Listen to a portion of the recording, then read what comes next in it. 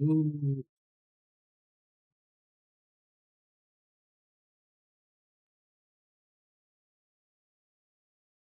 What up? What up? What up? What up, everybody?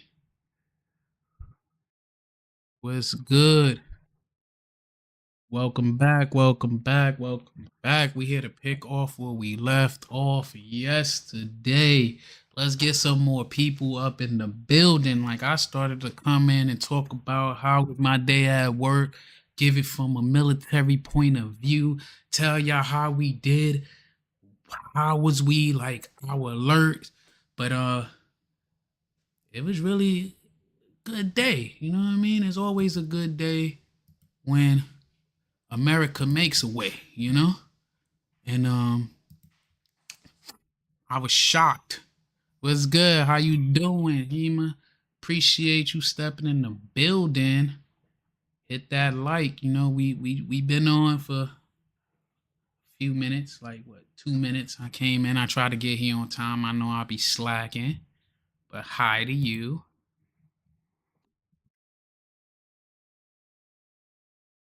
But we back in the building. Last night we did good. We had we got up to what 25,000 views. The trolls wasn't that many. We had real intellectual conversations. So we here to pick up or where we left off yesterday with the intellectual conversation. I don't know, you know what I mean? I might have to put on the glasses to show y'all I'm serious. I'm about business tonight. Put on these meta glasses to let y'all know it's real. But we definitely having a good time. Shout out to Rumble. Shout out to Uncle Mo TV. Shout out to what's the other joint? True Story. You know what I mean?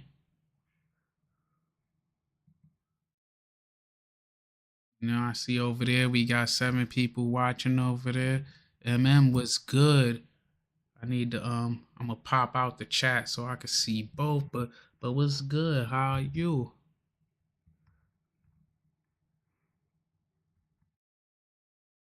What's good? Welcome. So I had to change the strip a little because now, as we know, they done called the ceasefire. So it ain't even the same ball game. We was gonna talk about how the boy Trump, they had a little retaliation today. They try to send some shots our way to our bases that we had over in Qatar, and it was epic failure. We the word on the streets is they notified us before, so and they was able to intercept. It was able to intercept all their missiles. We had 0 casualties on deck. And that's always a good day that we ain't losing. But I feel like that was all the save face. That was the save face. That was for them to be like, we did something before we surrender, before we decide that we gonna give America their way. I think they know it's gonna get real ugly. But they gave them a heads up. So that's I guess it is what it is. They got to save face. They don't feel like America just totally was punking them, but then next thing you know, we get the ceasefire, which is always good to have peace. Like I ain't even gonna hold you and say that we don't want peace, we don't like peace. We always want peace. But like I told y'all yesterday, in order to have peace, you gotta have war. You gotta have some type of, to show that you willing to put something. That. That's how I'm gonna do this. I'm gonna have to add some joint where I can see both chats.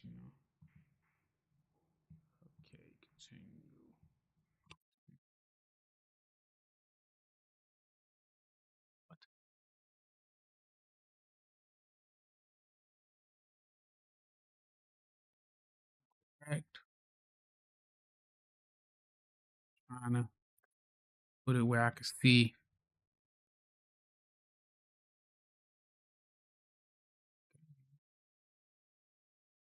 All right, now I'm like, man, I'm trying. Now I can see everybody on both chat.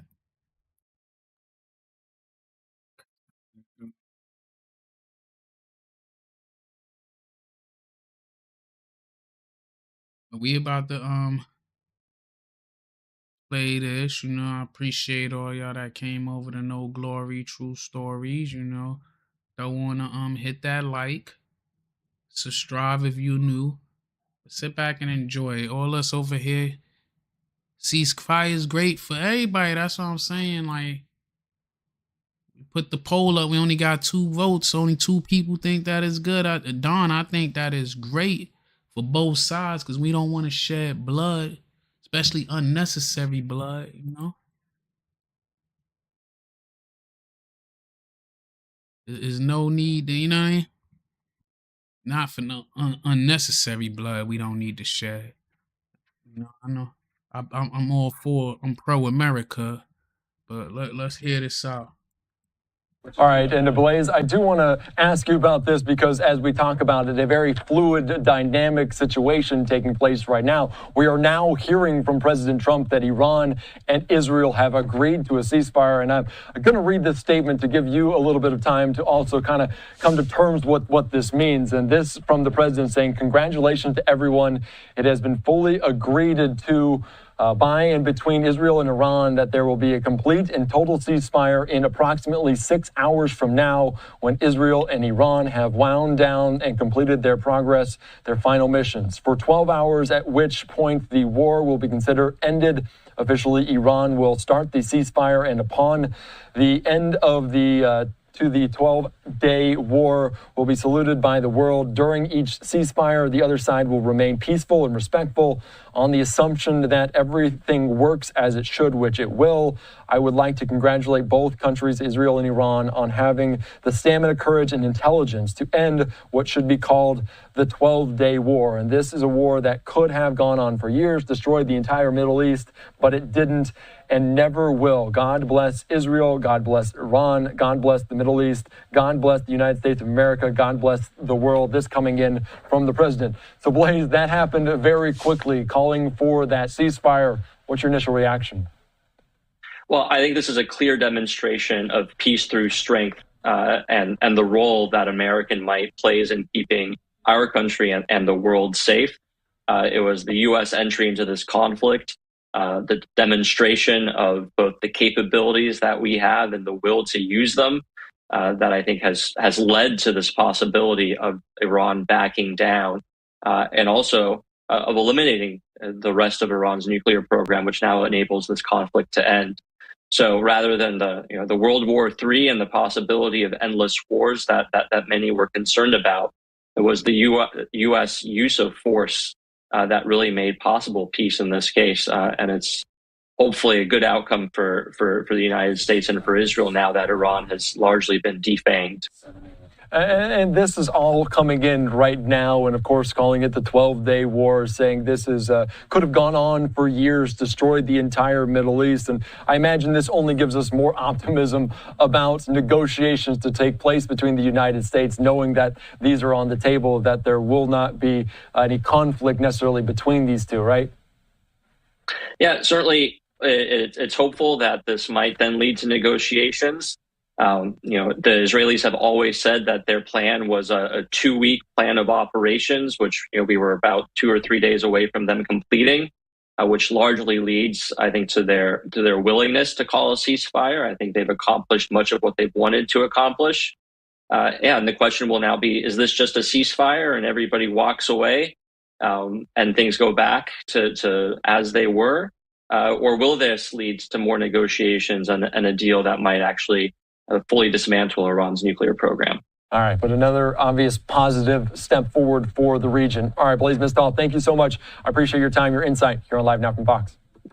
Thanks for having me, Andy. All right, thank you so much. All right, we're continuing to follow all of these breaking news events coming in real time as President Trump saying congratulations to everyone, saying it has fully agreed between Israel and Iran that there will be a complete and total ceasefire. Of course, this, again, the post on social media, on Truth Social from the president saying officially Iran will start the ceasefire, and upon the 12th hour, Israel will start the ceasefire. Upon the 24th hour, an official end to the 12-day war will be saluted by the world. So, of course, during each ceasefire, the other side will remain peaceful and respectful. So obviously a big news coming in here just past 6 o'clock on the East Coast about this ceasefire between Israel and Iran. We'll see what comes next here on Live Now from Fox. We'll keep our eyes on it. Right now, we'll slide away for a quick 2-minute break. So this the catch though. About what happened with Iran in the Middle East and some breaking news coming. How long do we think that is gonna last? Do we think they're negotiating in good faith, or do they think, okay, Val Smith, thank you for subbing to the channel. You see the little dance we do when you sub. Appreciate that, and thanks for the 44 people that subbed last night. But let's open this dialogue up. Ceasefire right now. The votes are in. 83% say yes, this is good. 17% says that no. Like, I want to know, out of the 17, why do you think this is a bad idea on the ceasefire? I don't see how could it be bad. You know what I mean? Like, why are you not happy with it? You know, I'm happy of it because I feel like it's a temporary fix. You know, I don't know if it's a permanent fix. I feel like it's a temporary fix, and we got to see, are they negotiating in good faith? And we also got to see if Israel, do they know how to behave? Because I don't know if you noticed, but they feel like they the little brother that always starts shit and run to their big brother for help. And they big brother being the US, that they back them. But we've been playing with these cats, going back and forth with Iran since the 70s. Now 75% is saying that they feel that this ain't a good idea, or they not happy with it. But we've been going back and forth with them since the 70s. Like, I was researching all day, and I was at work. As y'all know, Uncle Mo serves this country. I'm in the military, and today was pretty normal. It wasn't like no heightened security threat. Like, it was pretty normal, like regular, like our regular training, our regular, you know, we moved, you know, regular, you know. It wasn't a crazy day at all. Let's see what the vice president got to say. Like last night, man, I would never not see him as looking like a vampire. They say he looked like a vampire brought back from the dead. But let's see what our vice president is talking. Just now, joining us this evening, and then we're going to see what the left Mr. Vice is President, saying thanks too. for coming. Absolutely, thank you. Just seconds ago, the president went to Truth Social and typed this. It has been fully agreed by and between Israel and Iran that there will be a complete and total ceasefire. Complete and total ceasefire is what he typed. Yep. What does that mean? How did it come about? What's the development here? Well, we were actually working on that just as I left the White House to come over here. So that's good news that the president was able to get that across the finish line. I think what it means, Brett, is quite simple. First of all, the president, without, knock on wood, having a single American casualty, obliterated the Iranian nuclear program. We are now in a place where we weren't a week ago. A week ago, Iran was very close to having a nuclear weapon. Now, Iran is incapable of building a nuclear weapon with the equipment they have because we destroyed it. So that's a How many of y'all believe that they incapable? I don't know if they incapable. I think we might have slowed them down. I think we made them vulnerable, but I don't know if they incapable. You think they incapable? Let me know about that. Let me know how you feel about that. I think we might have just slowed them down. I don't think they incapable. I don't know how long it'll take for them to get on their feet, but it's too much hate in their heart for us. Very, very big thing. Now, what that means, I think, is we have to talk to Iran and, of course, to Israel about what the future holds. Because while we have obliterated the Iranian nuclear program, our hope and our expectation is that they're not going to try to rebuild that program. And I think that's what the president is really trying to figure out here, is to build a long-term settlement here to where we can have peace in the region, where our regional allies and, of course, the American people, most importantly, can be secure. It was evidence that they was close. It was evidence that they was close. That's why we even knew where to go and where to hit and how to hit it. Like, they went into more details today on why they hit the nuclear plant and earlier today Israel had bombed the same site and bombed the roads up to the site too for their main site. So they had some type of intelligence that told them that, you know, this was the right time to strike and had to strike, that it was danger. 73% is happy for the ceasefire. 27% is not. Let's go. But where we can ensure that the destruction of the Iranian nuclear program that has already happened is not something they try to rebuild. I want to get to the obliterated part in just a minute, but I just want to read this fully so I get the context here. Congratulations to everyone. It has been fully agreed by and between Israel and Iran that there will be a complete and total ceasefire in approximately 6 hours from now, when Israel and Iran have wound down and completed their in-progress final missions for 12 hours. At which point, the ceasefire for 12 hours, at which point the war will be considered ended. Officially, Iran will start the ceasefire, and upon the 12th hour, Israel will start the ceasefire, and upon the 24th hour, an official end to the 12-day war will be saluted by the world. During each ceasefire, the other side will remain peaceful and respectful on the assumption that everything works as it should, which it will. I would like to congratulate both countries, Israel and Iran, on having the stamina, courage, and intelligence to end what should be called the 12-day war. This is a war that could have gone on for years and destroyed the entire Middle East, but it didn't and never will. God bless Israel. God bless Iran. God bless Iran. God bless the Middle East. God bless the United States of America. And God bless the world. He seems confident that this is all coming together. That's right. And when you left the White House, were you thinking this was all gelling here? When I left the White House, I thought that we might be able to get it across the finish line before this broadcast, and it looks like the president has been able to do that. I mean, look, he's been working the phones constantly. Frankly, before the 12-day war started, but certainly over the past 12 days, the president's been extremely clear about America's national objective here. It is to create a world where Iran cannot build a nuclear weapon. We, of course, destroyed the nuclear program that they had, and the president told the entire team, we're going to work to make sure that they don't try to rebuild that nuclear capability in the future. And it's, look, this is a great thing. For Israel, think about this. They've accomplished an important military objective. They've helped us destroy the Iranian nuclear program. They've also destroyed the conventional missile capability of Iran that threatened the country of Israel. For the Iranians, I think this is a new opportunity to actually pursue the path of peace. As I said yesterday, what the Iranians have showed through their support of terror networks, through their now failed effort to build a nuclear weapon, is that they're just not very good at war. And I think the president really hit the reset button and said, look, let's actually produce long-term peace for the region. That's always been his goal. I actually think when we look back, we will say the 12-day war was an important reset moment for the entire region. Would you be surprised if Iran is sending out signals that it doesn't have a specific ceasefire plan? How would the communication have been with the Iranians to get this level of confidence to put out that detailed statement? Well, one of the things I've learned, Brett, about the Iranians in the past, 4 or 5 months that I've been in this job is what they say publicly and privately can sometimes be very different. I think what the Iranians have shown very clearly is they don't want this war to go on for much longer. Their air defenses have been totally destroyed. Their conventional missile program has been largely destroyed. And of course, their nuclear program has been obliterated, as I said before. So I think the Iranians are at a place where they don't want to keep on fighting.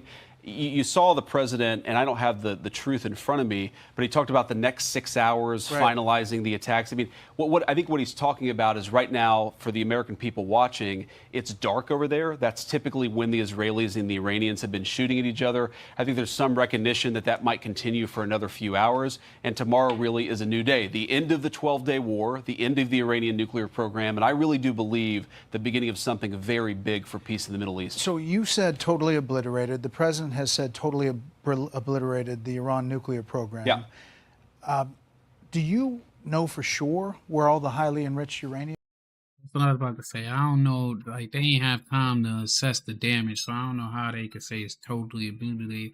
I think we put a dent in it, but nobody's gonna go out there and say, "Hey, we did a decent job," or "We did it." But to make them agree to a ceasefire, they definitely got their point across. They made them know that we are willing to use our capabilities to put a stop to this. So I can respect that. Is?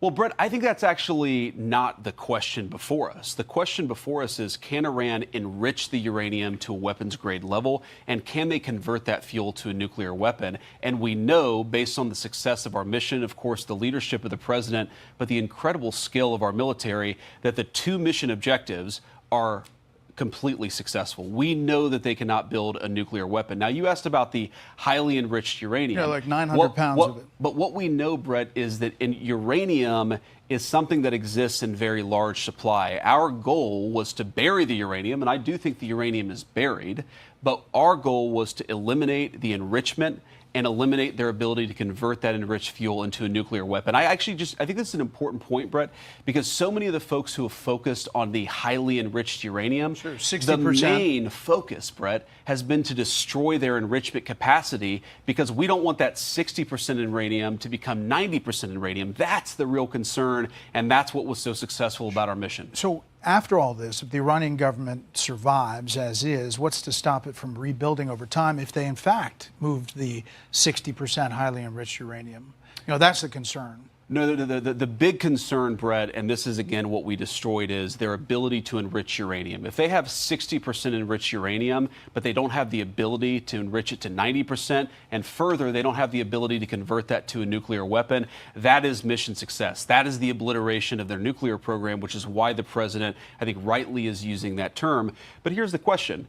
If Iran is desperate to build a nuclear weapon in the future, then they're going to have to deal with a very, very powerful American military again.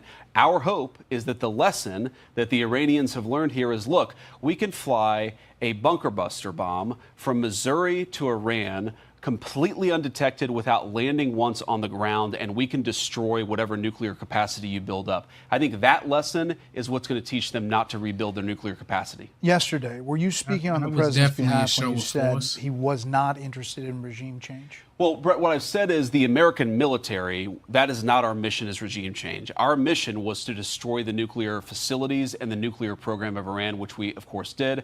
I think what the president's also said is that the Iranian people want to make a decision about regime change. That's between the Iranian people and the regime. Of course, we support freedom fighters all around the world, but our mission was to destroy the nuclear facilities, and that's what we did. So you don't think there's any mixed message when he goes to Truth Social and says it's not politically correct to use the term regime change, but if the current Iranian regime is unable to make Iran great again, why wouldn't there be a regime change? Miga. Well, I think what the president is saying very clearly, Brett, is if the Iranian people want to do something about their own leadership, that's up to the Iranian people. What the American national security interest here is very simple. It's to destroy the nuclear program. That's what we've done.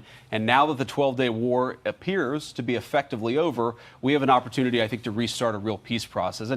And Brett, this is not just about two countries, Iran and Israel. All of these Gulf Arab states, they want peace. They want to invest. They want to build artificial intelligence hardware. They want to sort of come into the new economy. And that was impossible when you had Iran that was, as the president said, acting like a bully across the Middle East. We really think that if the Iranians are smart about the path forward, this could be a new dawn of an economic age of prosperity, of course, for our Gulf Arab allies, for us, for the Israelis, for everybody. But it's going to require the Iranians play it smart from here. The president called it very weak, the Iran missile firing on the U.S. base in Qatar, Al Udeid.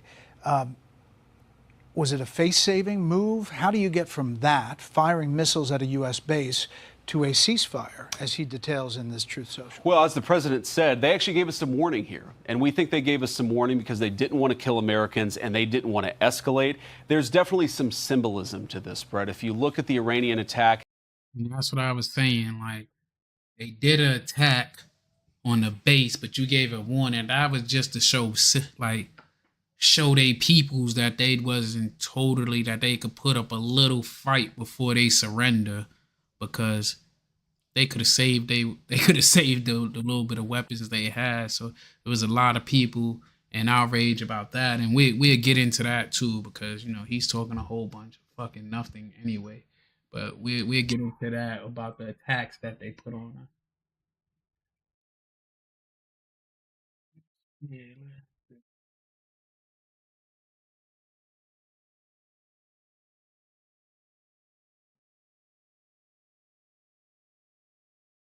Ambassador, I've just been alerted to a post from the president. We were discussing his messaging. This is brand new. The caveats are the president of the United States has just posted a news of what he's calling a ceasefire. We don't have fact checking yet or statements yet from other parties. So you're learning this along with our audience. I'm curious your reaction. I'm going to read. This is also a Truth Social post from President Trump. He says it has been fully agreed. Again, claims by the First thing, who's his yes man? The vice president? president, quote, by and between Israel and Iran, there will be a complete and total ceasefire in approximately 6 hours. And then he says that will go on for 12 hours, quote, at which point the war will be considered. And the president, in his style, writes in all caps, ended. Again, reading further from the new statement moments ago, quote, officially Iran will start the ceasefire, and upon the 12th hour, Israel will start the ceasefire, and upon the 24th hour, an official end to what he is calling this 12-day war, which will, the president says, be saluted by the world. And he goes on to include other details. My question to you is, given this is coming from one side, but either quickly will be confirmed or not, that's how we track these stories, what is your response, and what does that sound like to you, given your voluminous diplomacy experience, that time scale as announced here by the president? Well, I believe it, and I believe it for a simple reason. We saw the Iranians retaliate today at two places, al-Assad base, where they hit before, after Qasem Soleimani was killed, and Al Udeid base in Qatar. There were no American casualties. It put the Iranians in a position where they could say, we retaliated. One thing Khamenei could not do was look like they simply surrendered to us. So by retaliating, he claimed we retaliated. Yeah, that's exactly what I was talking about. Like, they just did that shit so they could tell their peoples that they put up a fight, even though they really didn't, But that shit was symbolism to throw some shots that they know we was going to intercept. He can claim we inflicted damage on Israel. So they're in a position where they can say, okay, we stood up, we didn't give in. The Israelis were in a position where their military was saying, we are pretty close to exhausting all the targets that we needed to be able to take out. And I think that the president, all along, he never wanted to get into what he calls the forever wars in the Middle East. He took on his own base in this regard, who clearly people like Tucker Carlson and Steve Bannon were very much against taking this step. And his wanting to show that he could use force and then produce a ceasefire quickly makes, in my mind, very credible. The fact that Iran took a step and they can say we did it puts them in a position where they can end it. I would also say whether Prime Minister Netanyahu was prepared right now to end it or not, I think he couldn't say no to President Trump on this. And my guess is there's some possibility that this was even coordinated in advance. I could see an understanding where the president said to Bibi, we will do this, but after we do it, the war has to end. I wouldn't with an be off-ramp ready. So let me ask you, Ambassador, if this ceasefire holds, President Trump, just here in these moments, breaking news, has announced, posting online, a ceasefire, Israel, Iran, U.S. If this ceasefire holds, is durable, is this a significant foreign policy win for the Trump administration? It is, but let's look at it. It is, to be fair, it is. The question will be, how do you translate and turn the ceasefire into something that's enduring? The ceasefire is exactly what it says. You're ceasing fire. Does that mean it can't be resumed? Are there understandings about if Iran begins to try to reconstitute its nuclear program? Are there any understandings there? Is there going to be a negotiation now that basically deals with the future of the Iranian nuclear infrastructure? I mean, the reason that we ended up using force was precisely because the president came to the conclusion that the negotiations that we were conducting with them which were designed to ensure that there was no enrichment on the Iranian side, he basically came to the conclusion he couldn't achieve that. That's my thing too. Is how long it's gonna last? Because it was like just what an hour, 2 hours ago, they was just saying that they vow to retaliate and this and that, and then an hour later they talk about kumbaya. So I wonder how long it's gonna last for. Diplomatically. Now, does he believe that's achievable? I suspect that the Iranians will come back. They may make a concession on actually enriching. I think it'll be very hard for them to give up the right of enrichment. I suspect that the face saver for them, just like the face saver of retaliating against Al Udeid base, was to say we did it. The face saver for them will be something like we retain the right to enrich. It will be interesting to see, is there an understanding on that? The larger question here, though, Ari, is we have a ceasefire, which is very significant. Can you translate the ceasefire into what is an understanding of what the future of the Iranian nuclear infrastructure is going to be, what the future of their ballistic missile program is going to be, and what's the relationship between Iran and its proxy network? We're joined by General Barry McCaffrey, retired four-star Army general, MSNBC military analyst. We have a battery of questions for you. We were speaking to someone you know well, Ambassador Ross, who's done a lot of Middle East diplomacy, including leading to ceasefires like this news tonight, if confirmed. So I have many questions for you, but first, your response to what the president says is this ceasefire. Well, look, how wars end is far more long-term consequences than how they begin. On the surface, this is very good news. It's an appropriate time to stop shooting. The Iranians are at the bottom of a barrel. They have no good options, military or political. They have no allies. Most of their population despises the theocratic regime. The Israelis are tearing apart their leadership, both political and military and scientific. So they've got to get off stage. The Israelis are running out of high-tech munitions. They want to stop it. President Trump clearly does not want the war to continue. So the big question, as Ambassador Ross says, is how do we translate that into some political long-term good? How do you get them back to the table and negotiate? And how do you get them to sign a renunciation of seeking a nuclear weapon? How do you get them to say after 46 years, don't dedicate your national purpose to eliminating Israel? And if all that happens, and there's good possibility it will come out that way, then this has been an enormous change for the better in the Middle East and for U.S. national security. Really interesting to get your, again, first order reaction to that. On the framework, we were just covering how Ambassador Ross, yourself say this sounds, if durable, like an important, significant step for the United States under the Trump administration, as was apparently the effect of bombing. At the same time, I'm quoting from the president's post on Truth Social, where he recently posted about regime change, and within hours, top people, including the Pentagon chief, were saying no, the opposite, retracting what he posted on Truth Social. Now, in detail, this sounds different, but with that in mind, To say, is that his way of saying that he's saying the president is going to take back the ceasefire? That he going to retract what he said about this agreement? Is that what he hinting at? I want to read to you more of the details, get your background experience on We're gonna look what this sounds like. Regime change is two words. You can throw it out and take it back. This has a level of detail where the president announces that basically 6 hours from now this would begin. For 12 hours it will go. And if it holds, it would then be ended. This is a rather lengthy post. I'm going to read the highlights. Officially, I'm reading from this quote, Iran will start the ceasefire, and upon the 12th hour, Israel will start the ceasefire, and upon the 24th hour, that would be the end to the war.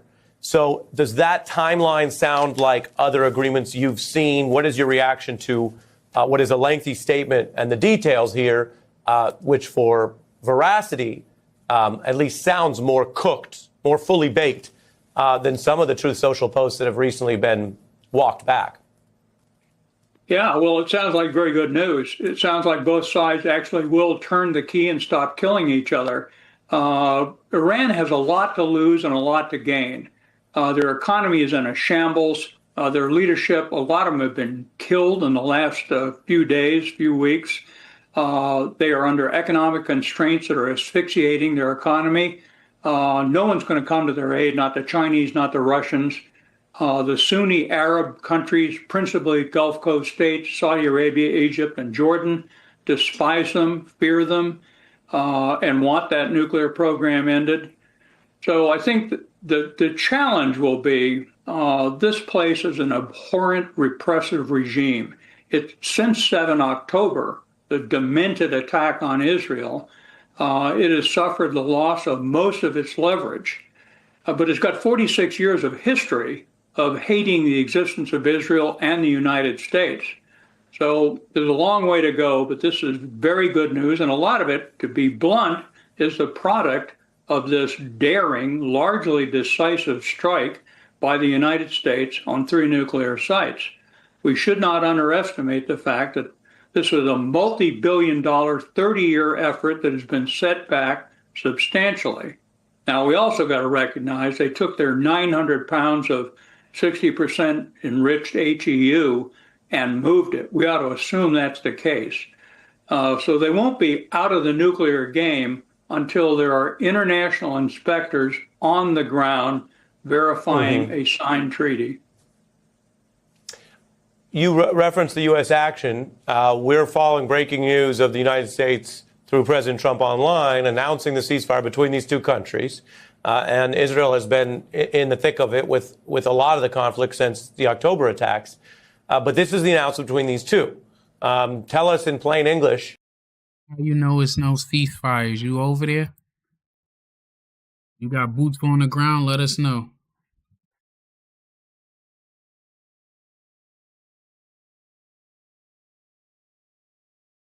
Put us on. Put the chat on. Let us know how you know that is no ceasefire. Mr. Mendez, let us know. You got some inside information that can help us all out, help us all gain a better understanding? Given your military experience, what it means for the U.S. to broker this and announce this that's cool too, in the wake of bombing Iran. Does this imply an off-ramp for U.S. and Iran skirmishes here? Because this language, this new breaking news, does not refer to the status of the conflict between the other side of the two countries here, the U.S. and Iran. Well, I think this is an unambiguous positive development for the Iranians, the Israelis, and us. It was clearly implemented by that magnificent Air Force attack and Navy attack on Iranian nuclear facilities.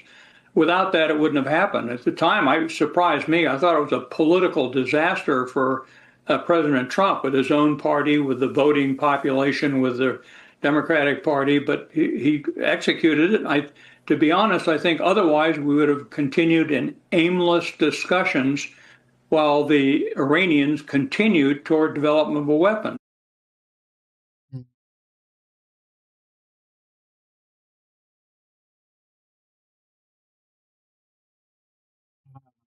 I think the peace is real for the moment.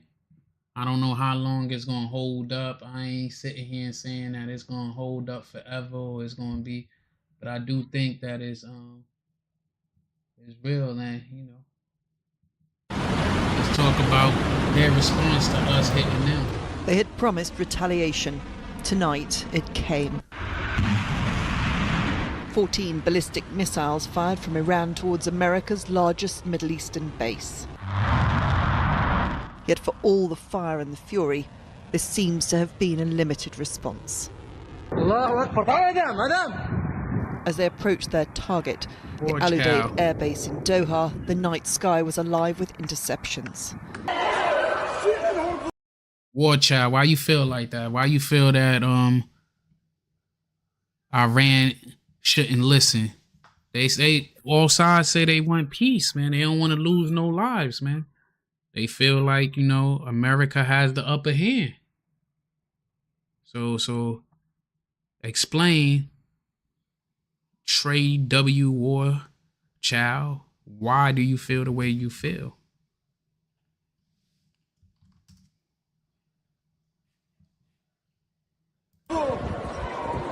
People were ordered to shelter in place. Warnings of an impending attack causing panic. Air defence is said to have taken out the barrage before any of the missiles could hit their target.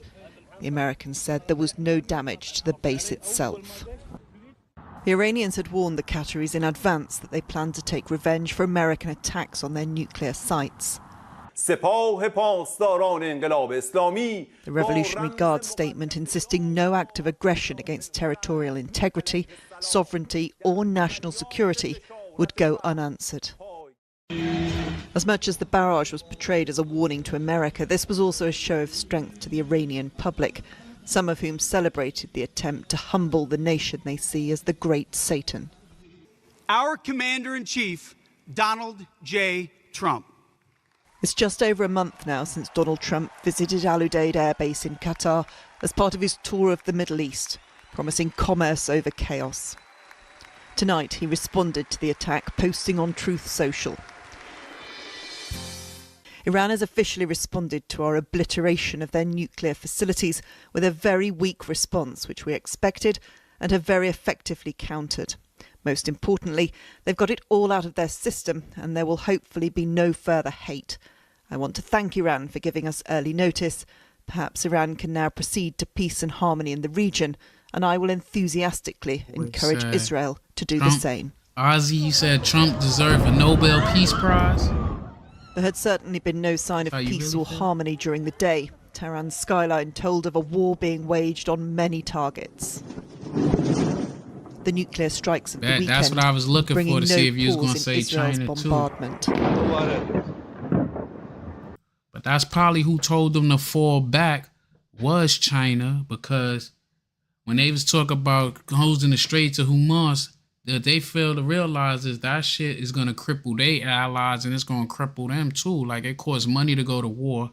And if they losing money from blocking off the supply of oil to get to their allies and to the people that's backing them up, like you said, China, North Korea, Russia, America has their own reserves of crude oil. I ain't mistaken. That's like our number one export right now is oil. So gas prices would have went up, but it would have it would have, you know, we'd have took a little dent, but they would have closed it down though. They wouldn't have let that shit last for I couldn't expect it to last longer than a week, or we'd have took full control of they shit. We'd have dropped them. We already got like a carrier presence over there. Probably two carriers by now. They don't want that type of smoke, man. Believe me, they don't want that smoke with America. They not built like that. They not built to go up against us. You know, they had opportunities to go up against us, but they ain't built like that. They can't handle us.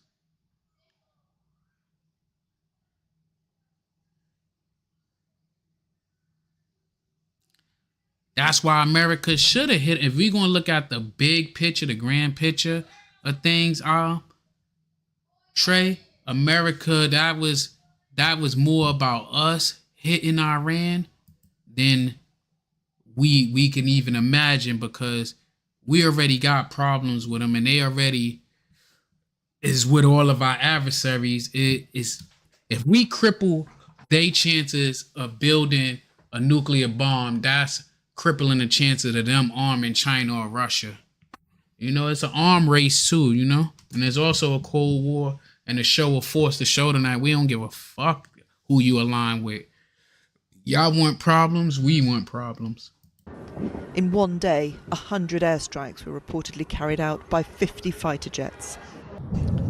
The targets said to be the infrastructure of the Iranian government, with, according to Israel, 100 of the Revolutionary Guard Corps killed in one hit. Also in Tehran, a symbolic strike on Evin prison, where thousands of opponents and foreign detainees are held. No prisoners escaped, but Israel's message to strike at bastions of regime control was clear. Yeah, I think that's why they wanted to hit the Iran's underground facility, so that shit could be Israel, buried. hitting power plants and homes. Did you look? According they took to Iran's out armed forces, these are the strikes of day. If you look at that, It's just that thanks for the sub, man. Appreciate that. If you look at it, they what they hit, they like right now they talking about how Israel hit a lot of their infrastructure, take out their communication, took out their power structure, and then they just couldn't get down to them underground bunkers. And then that's when the US came in and did their thing to pretty much, even if they didn't destroy everything, to bury them and kill the ventilation, it'll take some time before they can even dig that shit out and rebuild, you know? It'll prolong them from being able to join the fight for a little while. Day-to-day war, not retaliation for America's weekend attacks on the nuclear sites. Southwest, coming from the direction of Al-Udeid. The attack on Al-Udeid seems to have satisfied that desire and satisfied the Americans that it requires no further response. Emma Murphy, News at 10, Iraq. Well, this is one of those nights which will have all of us scratching our heads. So as you can see, we've brought together all our experts to make sense of it. We'll hear more from Emma in Iraq near the Iranian border shortly, plus Debbie is in Tel Aviv and Carl is at the Ministry of Defense. But first, let us go to Dan in Washington. Dan, a lot of people tonight are going to be wondering what's really gone on here. It's certainly not like many conflicts we've got to know over the last couple of decades. Should we conclude that that's why they went back and hit a lot of their sites and hit the roads leading up to they really nobody control the straits. There's a lot of those countries around them straits. They all got to be in an agreement, because you got to think, you got the Kingdom of Bahrain, you got Saudi Arabia, you got all them other countries right there too that they eat off of those straits, that they ain't gonna let Iran can try it, but they really small fries. A lot of that stuff that's aligned in that area is what you call it. They're allies with America. That's why we have bases right there in Qatar, right there in Bahrain, and in the UAE. Dubai main export is oil, and they're the closest to the straits, and we got a base right there. So Iran is, if you look at the map, Iran's at the top of the Persian Gulf. The Straits is at the bottom, right by the UAE. That we actually have troops there. You think it was empty? They dropped all those bombs and that.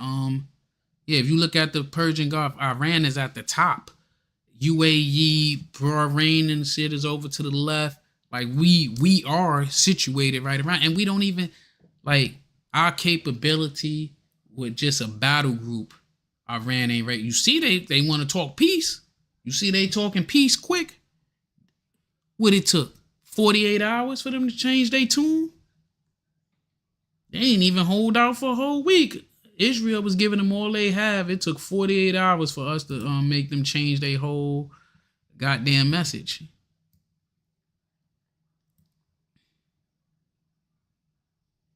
You know, so I ain't even worried about, shit.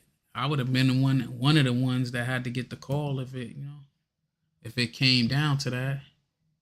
The conflict between... I deployed there a few times.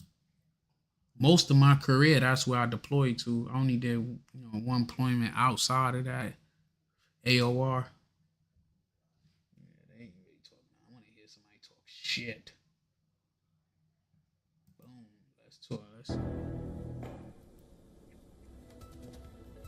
All right, this is the latest coming in at this hour. Qatar's Prime Minister secured Iran's agreement to cease U.S. ceasefire proposal in a call with Tehran. It is being reported that Trump told the Qatar, or the Emir of Qatar, that Israel had agreed to a ceasefire and asked for Qatari help to persuade Iran to also agree. Official briefed to Reuters. More details will be coming in.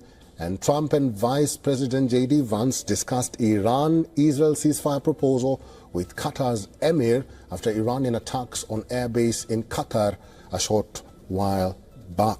So this is the latest again from Qatar.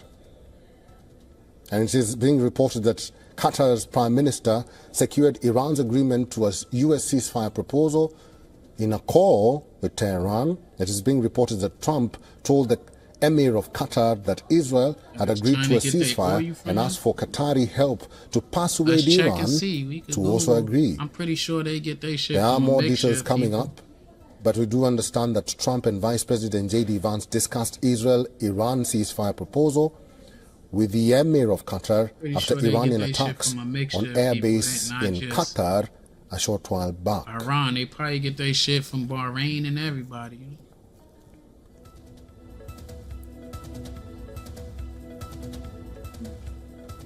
As it stands, this is how the situation looks like at this moment. U.S. President Donald Trump has just made an announcement of a ceasefire between Iran, the United States, and Israel. And that, what you see on your screen, is a post by the President of the United States. I'll just read again the statement to you. It says, in part, congratulations to everyone. It has been fully agreed by and between Israel and Iran that there will be a complete and total ceasefire. I'll give you the timelines. The timelines are approximately 6 hours from now, when Israel and Iran have wound down and completed their in-progress final missions. I now understand it's less than 5 hours. For 12 hours, at which point the war will be considered ended. Officially, Iran will start the ceasefire, and upon the 12th hour, Israel will start the ceasefire, and upon the 24th hour, an official end. The 12-day war will be saluted by the world. During each ceasefire, the other side will remain peaceful. And what are you talking about? How am I brain? Please elaborate. How am I brainwashed saying because I believe what the orange man said? They're saying that we came to a ceasefire. What is the brainwashing? I don't even understand your statement. You act like you hear me on here sitting here preaching and yelling and screaming at the mountaintop. So it sounds like you actually brainwashed, that you got Trump delusion syndrome, Keith. You know what I mean? Like I don't see what's the problem for wanting peace. Like, what is the issue with that? Why wouldn't you want peace? You know, why wouldn't you want peace? What's the issue with having peace? Hit the like button. And respectful on the assumption that everything works as it should, which it will. I would like to congratulate both countries, which is Israel and Iran, on having the stamina, the courage, and intelligence to end what should be called the 12-day war. This is a war that could have gone on for years and destroyed the entire Middle East, but it did not and never will. Shout out to Rumble. I see you over there. Shout out to No Glory, True Stories. I see y'all over there. The chat is acting up, so I can't really see what y'all putting in the chat, but respect y'all. Iranian officials are stating that a ceasefire has been reached. We are waiting for word from Israel as pertains to a ceasefire, whether Israel will implement the ceasefire. It's a wait-and-see situation at this moment. We are keeping our eyes out if the Prime Minister of Israel will give a statement or if the IDF will give a statement. So let's just keep our eyes out on the latest developments as it unfolds. Dharamjot Kaur is our correspondent in the newsroom. Dharamjot Kaur, what's new? Well, Eric, as you rightly mentioned, we are hearing of confirmations coming in from Iranian officials about the fact that Iran has agreed to the terms of the ceasefire. It is now up to Israel to put out remarks on whether or not they have also agreed to the ceasefire with Iran. However, it is yet to be noted that an official statement from both Iran and Israel is yet awaited. What we are hearing from so far is from Iranian officials who earlier spoke to us when we quoted sources telling us that Iran's supreme leader was first informed of over at No Glory, True Stories. Like, I don't know what was wrong. I might have to log off on that other end to see the chat, because that shit was showing up on this side. It's acting up. But I'm looking on my phone to try to read that joint. 71% says that they're happy with it. Let's see. Let me go through this joint. Brandy Joseph, there's no thanks for being gullible.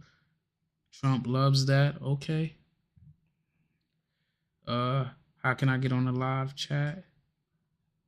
You guys subscribe. Subscribe to the channel. And we definitely we gonna have interactions. I mean, if somebody ever want to come debate anything instead of just talking out their neck, I'm down for that too. Y'all just let me know. Let me know when. And we can do like we could probably do a whole day of a show of just disagreement. If you know what I mean, you could say how you disagree. We keep it respectful. And we could talk about it. A lot of people got Trump delusion syndrome. I don't care. I'm not a Democrat. I'm not a Republican. I'm an independent that serves in the military. That's it. Regular, everyday dad, average. I'm your favorite uncle. You dig? I serve in the military, and I just give y'all my point of view. I don't give y'all the military point of view. I don't give y'all Trump point of view. I don't give you the right point of view, the left point of view. I give you my independent thoughts on things and how I see it. The stuff that I can talk about that ain't gonna, jeopardize nothing. Trey, let me read your comment. It's because these are the signs of the end. After this, there will be peace. Yeah, they don't want no problem. Just like our president sent the military into our cities because he wants peace. BS. I mean, that's an entirely different story as far as where the president actions with that, But somebody asks, where did China get their oil from? Hold on, let me see. Hey Meta, where do China get their oil from?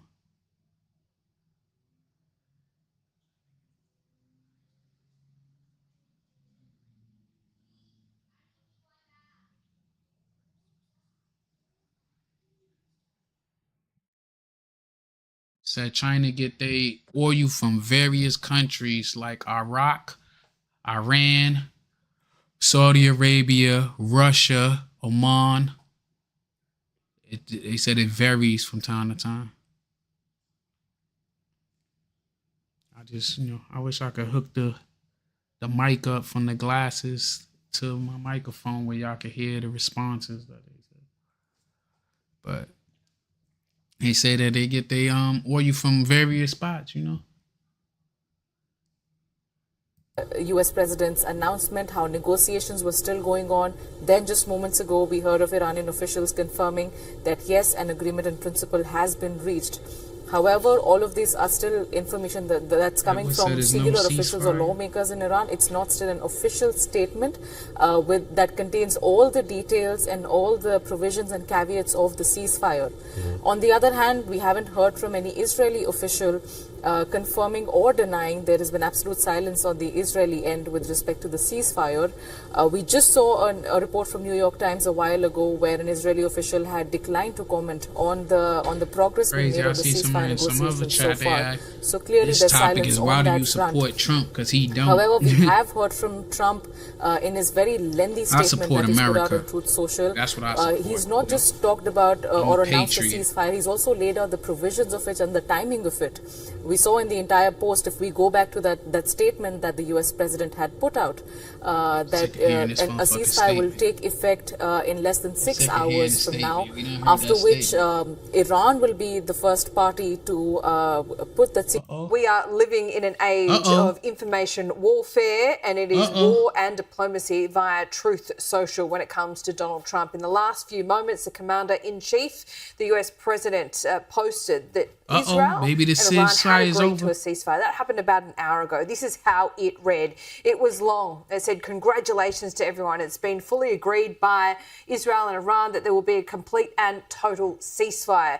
It goes on and on to lay out a convoluted timeline.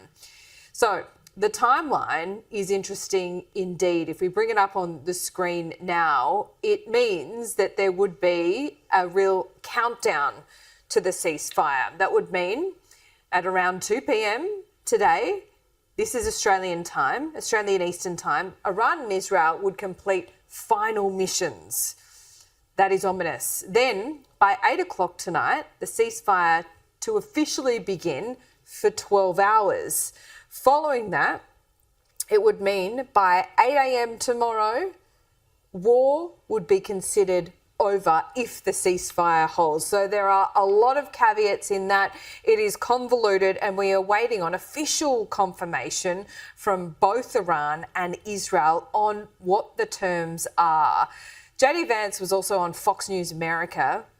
He was pretty positive about it. I want to know what the terms are too. When I left the White House, I thought that we might be able to get it across the finish line. But we got to know what the terms is, because it got to be a give or take. You know what I mean? I can't see them agreeing to a ceasefire without, getting something out the deal. You know what I mean? Even though we know Israel's some stubborn catch, So I wonder what is the give take? What's the deal with it? Australia, they want to buy joint.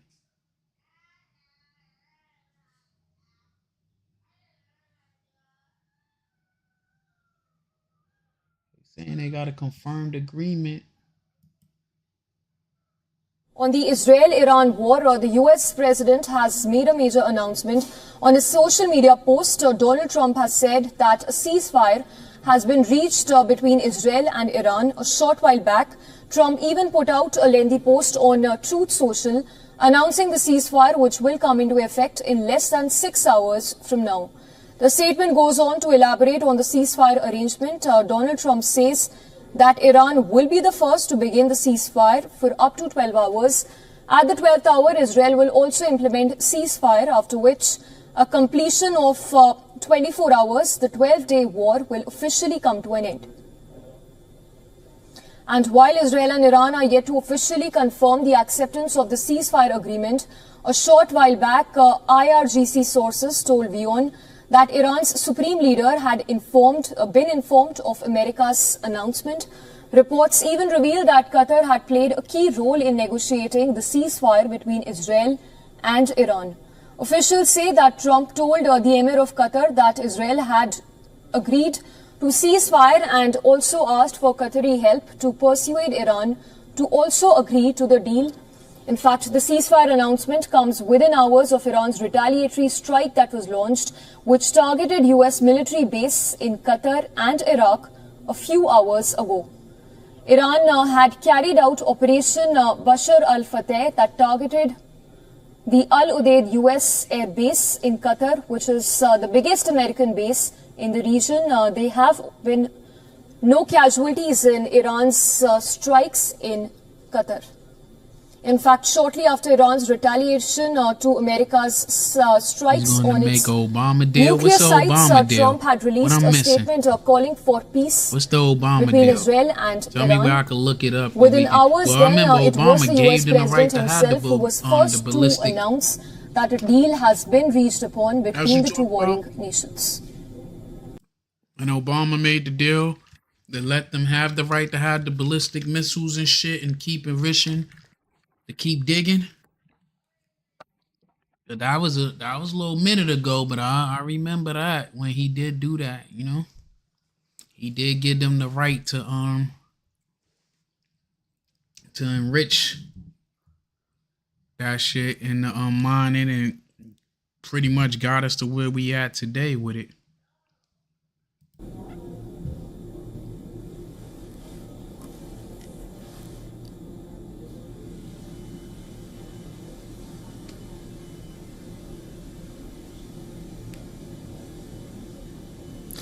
And to discuss all that's been happening in West Asia, especially in the last few hours, we are being joined by John Erith. He is a Senior Policy Director for the Center for Arms Control and Non-Proliferation in Washington, D.C. and also been former member of the U.S. delegation to NATO. Appreciate you joining us on the broadcast. Obviously, fast-paced developments. Your quick thoughts first up on this ceasefire deal that's been agreed upon, because for now there's officially no statement from either of the side on the agreement that's been brokered.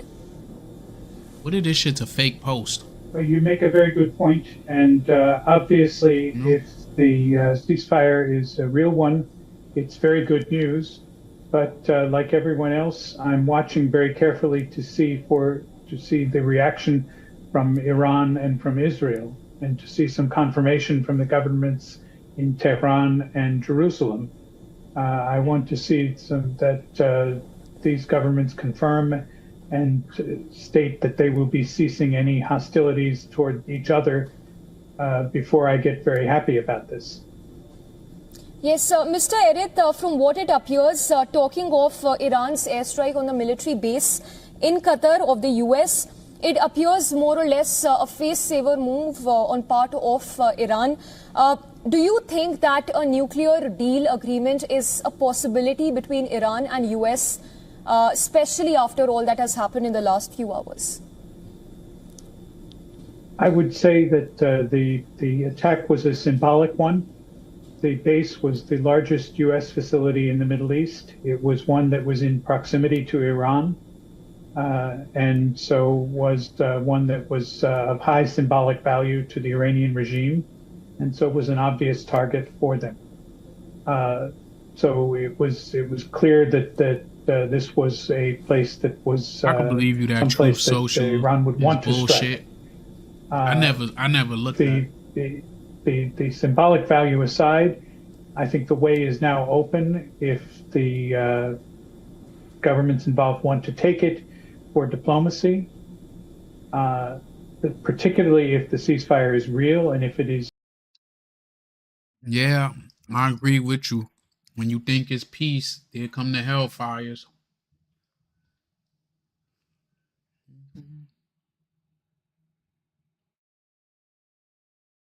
Is able to persist.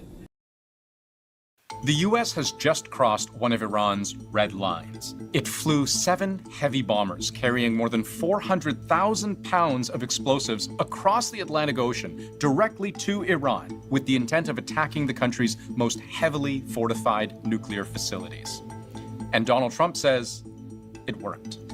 Tonight I can report to the world that the strikes were a spectacular military success. What I don't understand is why they facilities was all so close to each other. Why they ain't spread them shits out and make them classified where you don't know where they at? Pardon me eating. Iran's key nuclear enrichment facilities have been completely and totally obliterated. That assessment is a very early one. The U.S. military says it does not yet know exactly how much damage it caused, except to say it's significant. Initial battle damage assessments indicate that all 3 sites sustained extremely severe damage and destruction.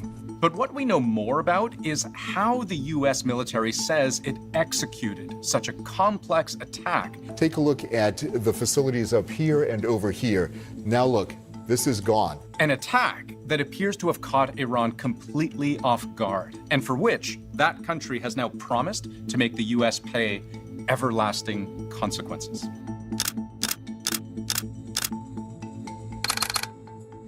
This is a plan that took months and weeks of positioning and preparation.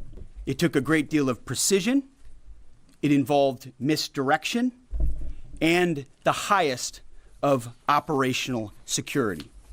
What Defense Secretary Pete Hegseth, along with America's top general, Dan Kane, laid out for reporters at a Pentagon press briefing was a plan whose success relied heavily on secrecy.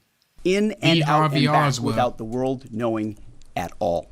At midnight Friday into Saturday morning, Operation Midnight Hammer would begin with a large strike force of B-2 bombers, leaving Whiteman Air Force Base just east of Kansas City, Missouri. This was the first attempt to fool anybody watching. As part of the plan to maintain tactical surprise, part of the package proceeded to the west and into the Pacific as a decoy. Yes, this mission started with a fake-out, and we can tell, at least anecdotally, this westward flying decoy was noticed. Social media is full of avid military plane spotters, like this one, posting tracking data of what they're seeing in the sky. And as the US military had hoped, much of the focus appeared to be on the planes flying west. The easiest assumption would have been that they were deploying to Guam, Anderson Air Force Base. For Americans, one of the most important forward operating bases west of Hawaii with almost unrestricted airspace. And look at these headlines from just before the attack. US officials revealing to reporters that yes, as Trump mulled over a possible strike, he would indeed be deploying B-2 bombers to the region. Because from Guam, those warplanes could fly to another US base, Diego Garcia, in the heart of the Indian Ocean, and a critical staging ground for... I almost got stationed at Diego Garcia when I first joined. I picked that shit. The pictures of that shit was so beautiful. Glad I ain't get stationed there. I heard that shit is as big as, like, tiny. I heard that shit is tiny as shit. Nothing to do there. For military missions. I didn't even know we still had that base. Operation Desert Fox in Iraq, the war in Afghanistan, even during the Iranian Revolution in the late 70s. Diego Garcia, the island, was seen by the U.S. as a kind of unsinkable aircraft carrier. So flying a set of bombers there might appear like typical U.S. military behavior, especially for this part of the world. That's a normal military operation for us. And when I saw the news, I wasn't surprised. All of warfare is deception, and that was a brilliant move by the United States, sending the B-2s to Diego Garcia and make it appear that they were going to be stationed there ready and on call, not necessarily waiting to be attacking that night. So this would have seemed to journalists like a key piece of the puzzle if Donald Trump was indeed seriously considering a bunker-busting strike. What's so crazy? Go away. You all on camera trying to be a star. Thank you. But like, who the hell does a war strike and then we got full documentaries and shit with people breaking down how our war tactics? I think this shit is a fake out. To keep it real, why would we tell them our plans and how we going? This is a fake out, and this is a way to show other countries like, bitch, you see, we came over there without them even knowing it and shit, and we could strike like the thief in the night, you know? On Iran's nuclear program. But look one more time at that social media post we showed you a moment ago. This one reply, date-stamped almost exactly 1 hour after those B-2 bombers first took off, but noticing a different set of planes. 9 B-2s heading due east. The main strike package, comprised of 7 B-2 Spirit bombers, each with 2 crew members, proceeded quietly to the east with minimal communications. Now, just for transparency, I actually don't know why someone might have seen 9 bombers heading east when only 7 were part of the so-called strike package. I'm glad he said I suppose it's possible the person saw incorrectly, or that 2 of those bombers at some point peeled off. But the official count is 7. 7 of the most advanced stealth bombers in the world, maintaining as much radio silence as they can get away with as they began what would be an 18-hour journey across the Atlantic.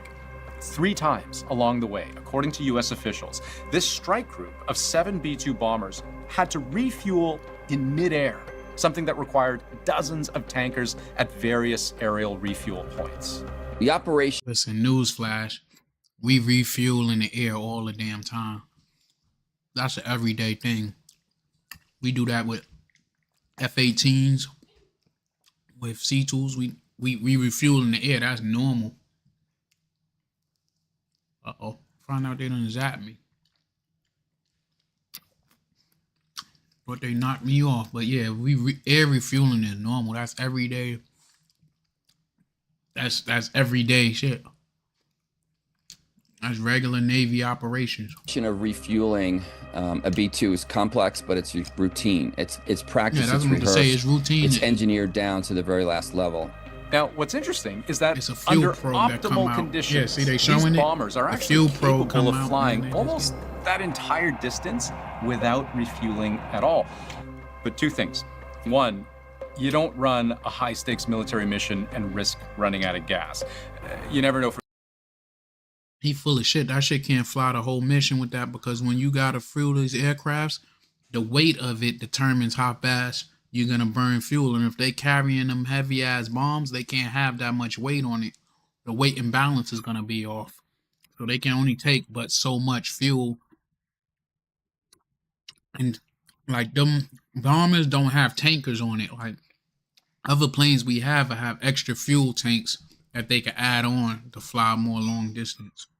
For example, if you'll have to divert somewhere unexpectedly. But two, payloads matter. These bombers were burning an incredible amount of fuel, in part because each one was carrying 60,000 pounds of explosive. I'm beating him to the punch, but you see what I was talking about? Because one thing he's wrong is not gonna they can't carry more fuel. It's just gonna burn more fuel because of it's heavy. Same thing like if you got a U-Haul truck and you load it down, it's gonna burn more fuel because it's taking more power to move that truck. Same shit with the aircraft. It's just more tricky because the landing and takeoffs, you gotta calculate the weight of the planes and the weight of the balance of it, and the pilot got to know how much the bombs weigh, how much the fuel weigh, any other accessories on it. Those ain't gonna have. They're gonna be pretty slick because it's a stealth bomber. Other like F-18s and stuff, the bombs, the ordnance is gonna be on the outside. But that's a smart bomb though. You could tell it's a smart bomb because of the you can see when it dropped that it's gonna be missile guided. It's gonna be. That's two 30,000-pound bombs each. Bunker busters intended to penetrate literally hundreds of feet of mountainous rock. See, like that one that they just shown on there. You go back. Shit, the one that they just showed on the shit. Like this one, this ain't even a real bomb. This one right here, it ain't a real bomb.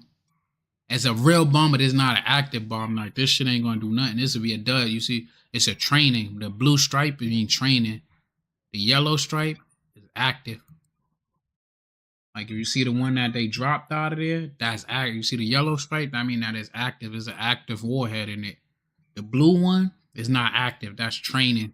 That's a dud. It might have the rocket in it, but it ain't gonna go boom. It's practice.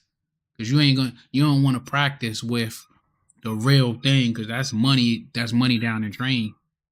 We do practice with the real things, but not all the time. Cause we practice all the time. You practice how you fight how you practice. Or how you train. We don't really fight. Each. Bunker busters intended to penetrate literally hundreds of feet of mountainous rock, the only way anyone knows is possible to reach Iran's most heavily protected nuclear facilities from above. But there was more. At approximately 5 p.m. Eastern Standard Time last night, and just prior to the strike package entering Iran, a U.S. submarine in the Central Command Area of Responsibility launched more than 24 Tomahawk land attack cruise missiles against key surface infrastructure targets at Esfahan. Every month, this Airbnb pays me in semi-passive income. Now, here's the thing. I don't own it. Yeah, so this is where the timing and logistics of the mission would become even more complex. And I'll explain how. As those bombers are approaching Iranian airspace, it's nighttime in Iran. Two things are happening. One, The bomber formation is linking up with air support, fighter jets meant to protect and distract, as the entire group heads for 2 Iranian nuclear sites, Natanz and Fordo, where the vast majority of the country's uranium enrichment happens. But timed with their entry into Iran, a U.S. submarine launches cruise missiles, dozens of them, from just off Iran's southern. You see right there, that little bottleneck right there, that's the Straits of Hormuz that they was talking about shutting off. But if you look right, well, you can't see. I don't know if I can. I don't know if y'all can see my cursor. Can you see that cursor on the screen? Yeah, y'all can see the cursor on the screen. Like this right here, that's the UAE. Is over this way. This is like Saudi Arabia, but this right here is the Straits that they was talking about cutting it off. That's why I'm like, Iran is up there. They, you know what I mean? We got groups and, you know, stuff all around here that we can, you know, we could counter anything that they do at us. These are fired early. That's what I'm saying. Iran is right here. They try to cut this off. So they got it to the west, the east of their country, west from the kingdom of Saudi Arabia and stuff. But we would have the tactical. We would have the tactical advantage, you know? That if they cut this off, we'll be able to still, right here, stop them from cutting it off. Or just trap them in. Trap they fucking military in here. Trap they navy inside of there. And then we got them surrounded by Qatar and the UAE. They know they was outflanked because of their travel time. They are timed to strike Isfahan. That's a 3rd nuclear site immediately after Natanz and Fordo are hit by the bombers, so as to maintain the surprise factor of the main mission.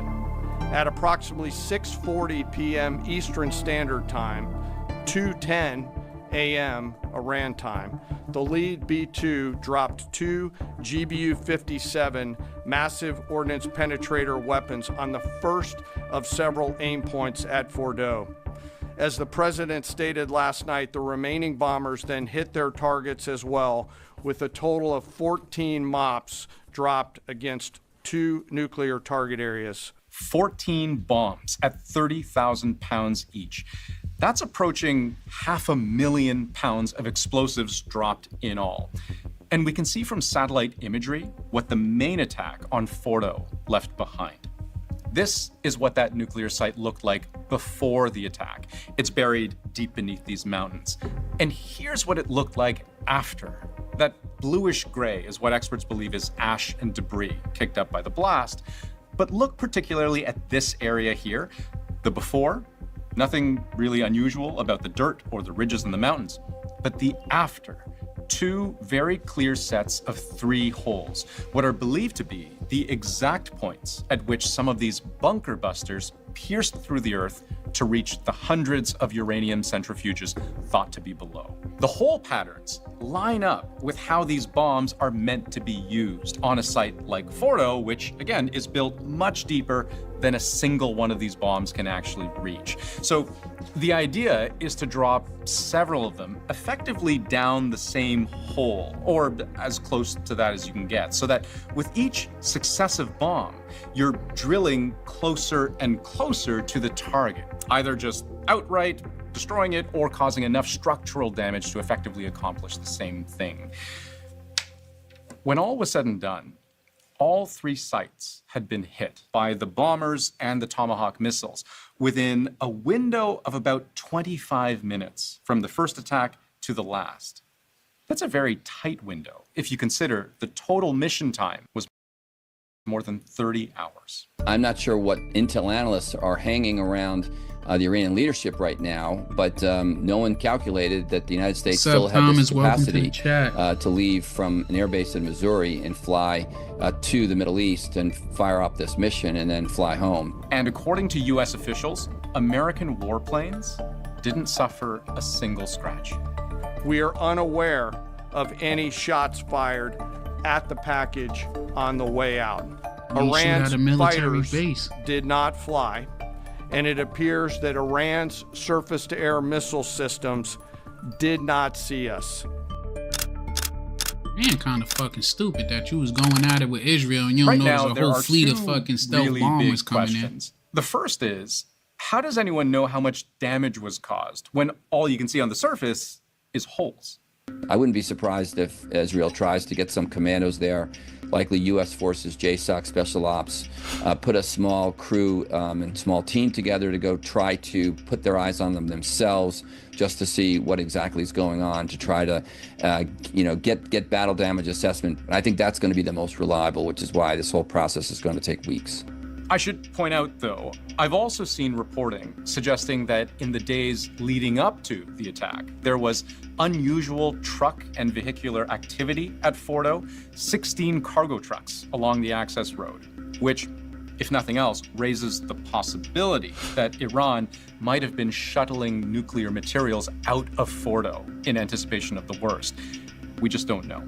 Iran has downplayed the attack, saying the damage was not irreversible, but at the same time swearing it would take revenge. The Iranians have made very clear that they are prepared to attack U.S. forces and the countries that are basing them if the United States were to get in. The United States has over 40,000 soldiers in the Middle East, most of whom are in the Gulf and would be at some serious risk if Iran decided to engage them. They may also be prepared to take action against oil and gas transport infrastructure depots that are either in those countries or transiting the Straits of Hormuz. They could take action to try and close the Straits of Hormuz that would further ensnare the United States into the conflict and run the risk of damaging international trade.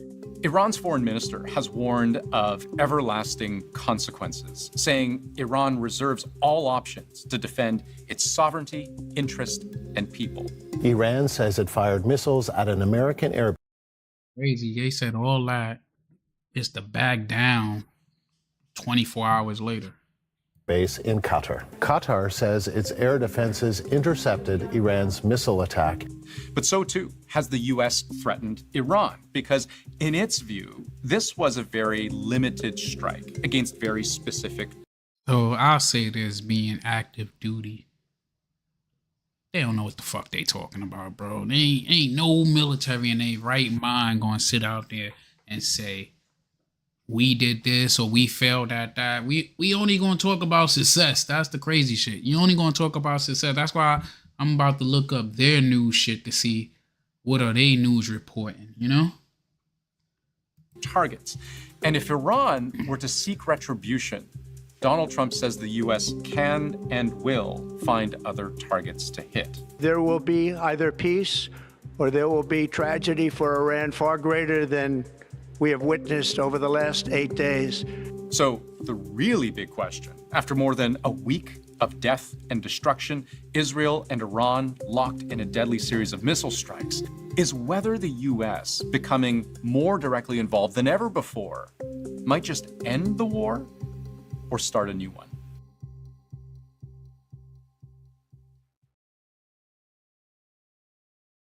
The United States has joined Israel's war in Iran by attacking 3 Iranian nuclear sites over the weekend. U.S. B-2 bombers dropped 14 bunker-buster bombs on Iranian nuclear facilities in Fordo and Natanz. Each bomb weighs 30,000 pounds. They're the largest non-nuclear bombs in the U.S. arsenal. The U.S. Navy also launched 30 Tomahawk cruise missiles from a submarine at the nuclear site in Isfahan. President Trump ordered the attack without seeking congressional approval. He addressed the nation Saturday night. Tonight, I can report to the world that the strikes were a We done heard this shit enough.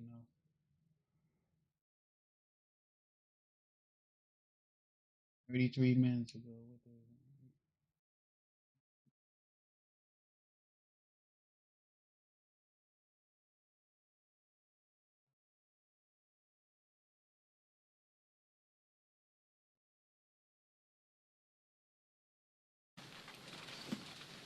Good afternoon, everyone.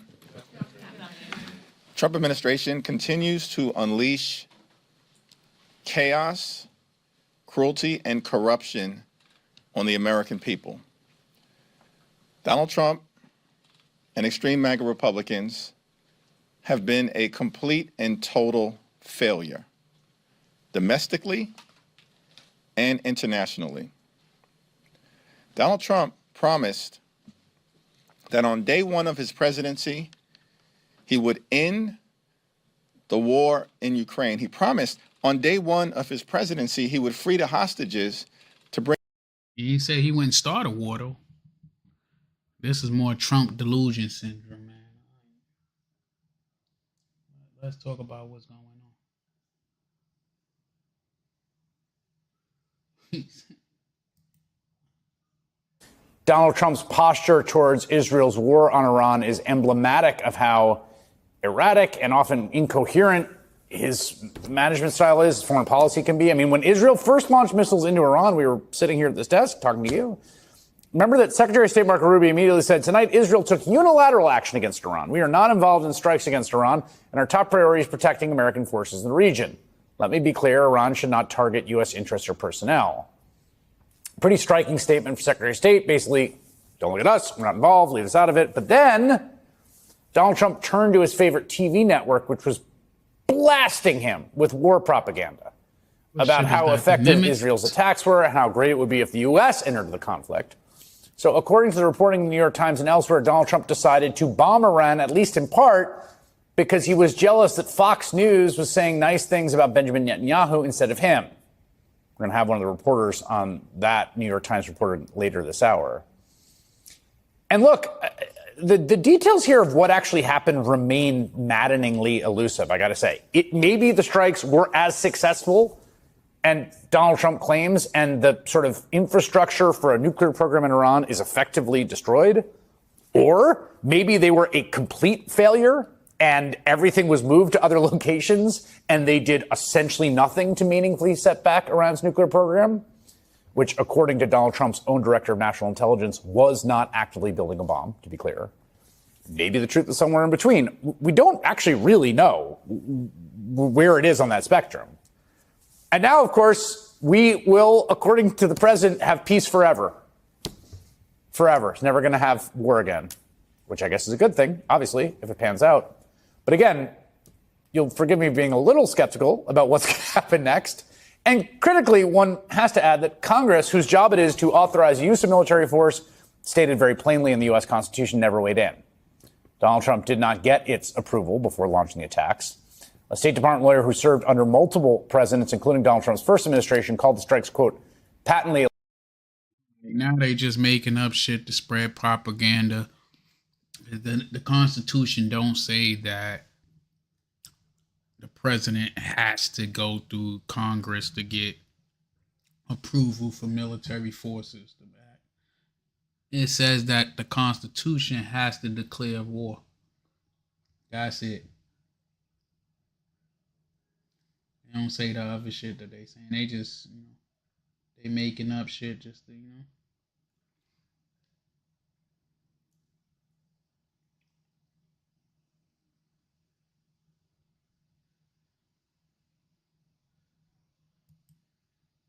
In the hours following President Trump's announcement of a ceasefire between Israel and Iran, one question that comes and still remains tonight after the U.S. attacks in Iran is just how much of Iran's nuclear program is left intact, and also the levels of its enriched uranium. Vice President J.D. Vance was asked about that very matter just a few hours ago. Do you know for sure where all the highly enriched uranium is?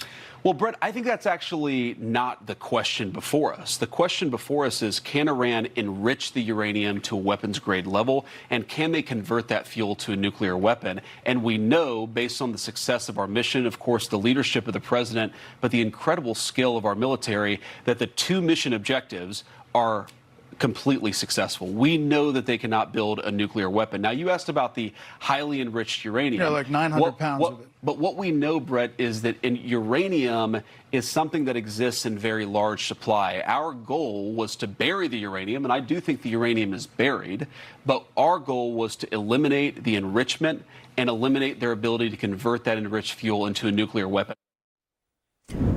Joining me tonight, Jim Sciutto, CNN's chief national security analyst, and Jeff Zeleny, CNN's chief national affairs correspondent. And Jim Sciutto, on that answer there from Vice President Vance, obviously this was a key question coming out of Saturday night's attack, as the Pentagon said they were still assessing the full extent of the damage. We've certainly heard the president's assessments, including today. I wonder what you made of that answer, though.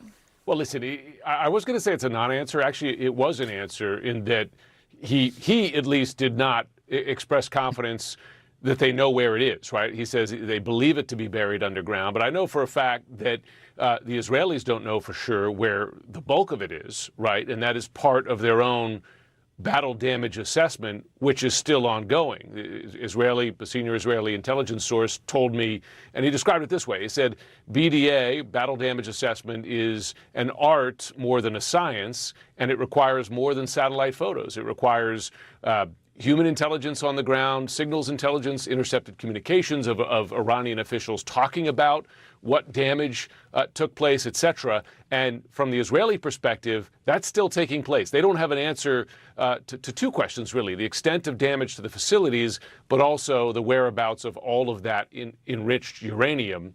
And we heard from the podium of the Pentagon just in the last 24 hours that, at least from the chairman of the Joint Chiefs of Staff, that they have not completed their own BDA either. So the fact is, it doesn't appear that they know yet, right, despite the confidence you hear expressed from the president and the vice president. And that will be important in knowing exactly how much damage you've done to the program for the long term. And Jeff, as far as this ceasefire playing out and what we are watching for so closely over the next few hours, can you just walk us through behind the scenes at the White House, what's been happening there as all of this has been playing out in terms of phone calls and conversations that led up to the president's post tonight? I mean, Caitlin, an extraordinary day here, but if you think back, really an extraordinary 48 hours or so. It was just 48 hours when the president was announcing to the nation that the strike had been carried out. A day later, he was calling for regime change. And tonight, we're talking about a ceasefire. Crazy shit is they act like you could literally, like, due to national security, that they could just go on and lay out all the plans and what's going on national TV and YouTube to just be like, yeah, like, this is what we was doing. That's how we did it. Like, that's ridiculous. Ain't nobody gonna do that. That makes no sense whatsoever.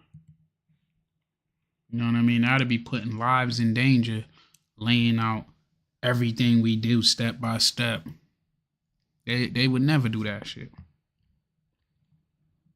Never, ever. But they was cheering death to America earlier. That's why I really don't know what really changed. What gave them a change of heart? Now, there's no doubt the White House is keeping a very careful eye on the region tonight. There is a time frame in this agreement that has been worked on throughout the day, really in a series of phone calls, we are told. What I want to know. I want to know what gave the change of heart.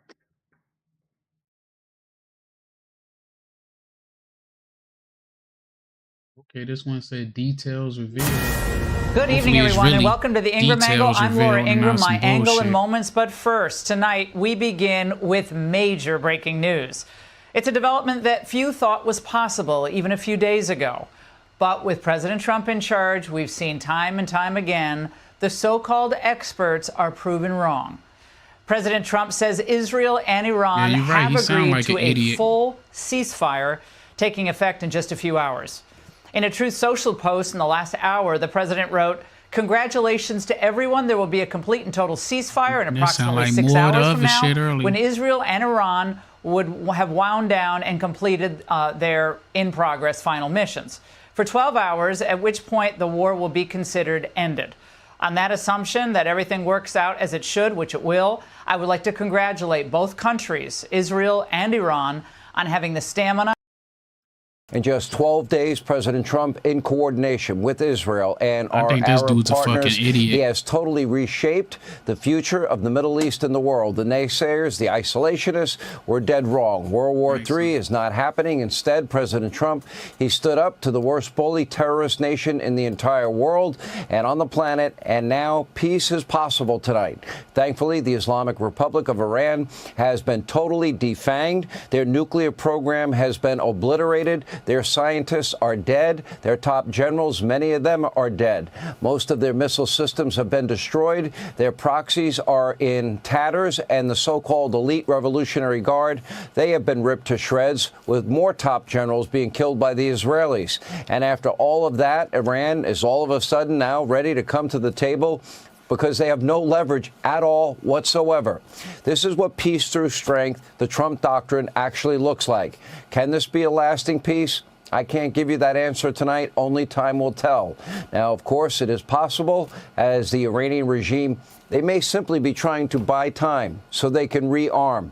The devil will be in the details of a final deal, and Secretary of State Marco Rubio and our Mideast envoy Steve Witkoff, they are now in the process of hammering these issues out.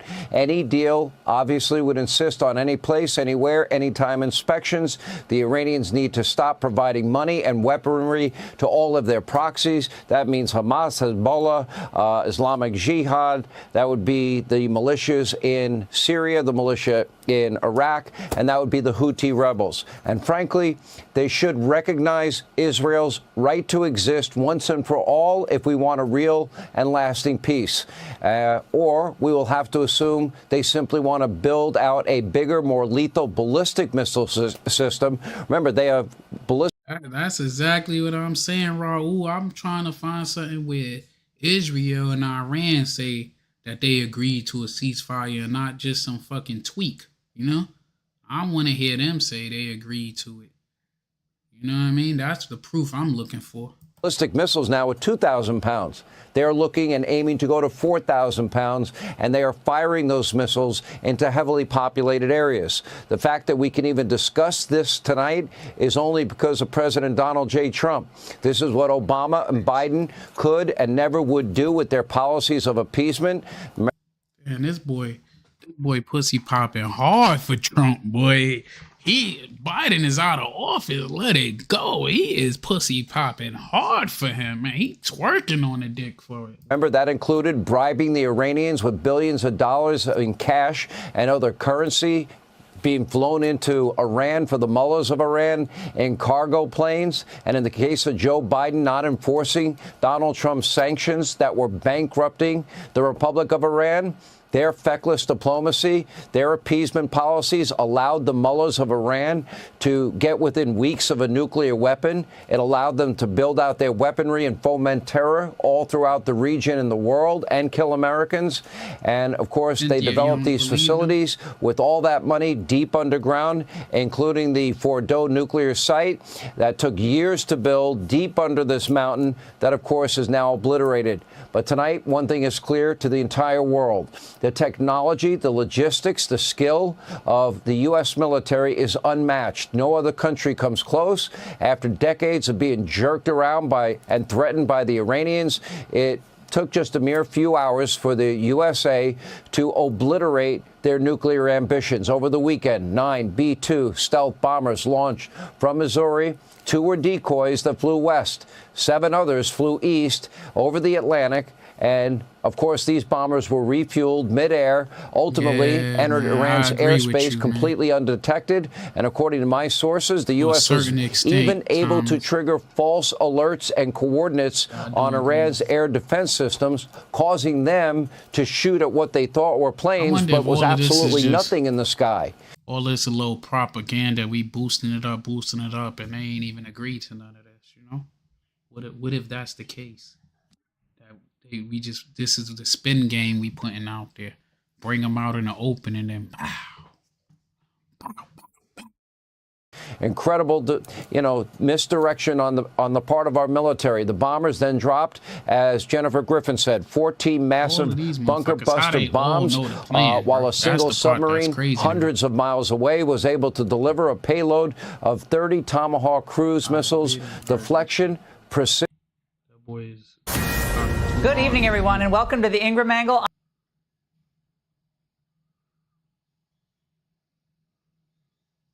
Let's see if we can find something where I see where a prison was hit.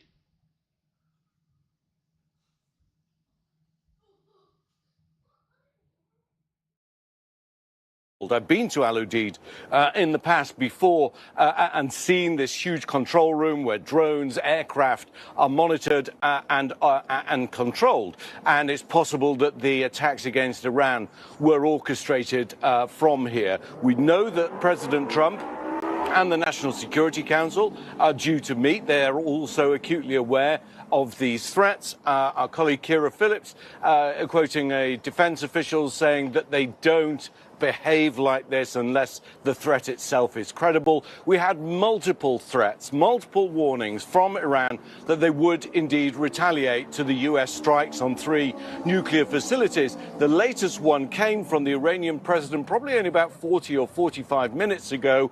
He's not a key decision maker. The Ayatollah is in normal circumstances, but these are abnormal circumstances. But again, warning that there would be retaliation. Remember, President Trump and Defense Secretary Hegseth have made it very clear that if there is any kind of retaliation from Iran, that would lead to an even greater response from the United States. But there is precedent here. Remember the former head of the Iranian Revolutionary Guard Corps, General Soleimani. He was assassinated back in 2020 under the first President Trump's first term in office.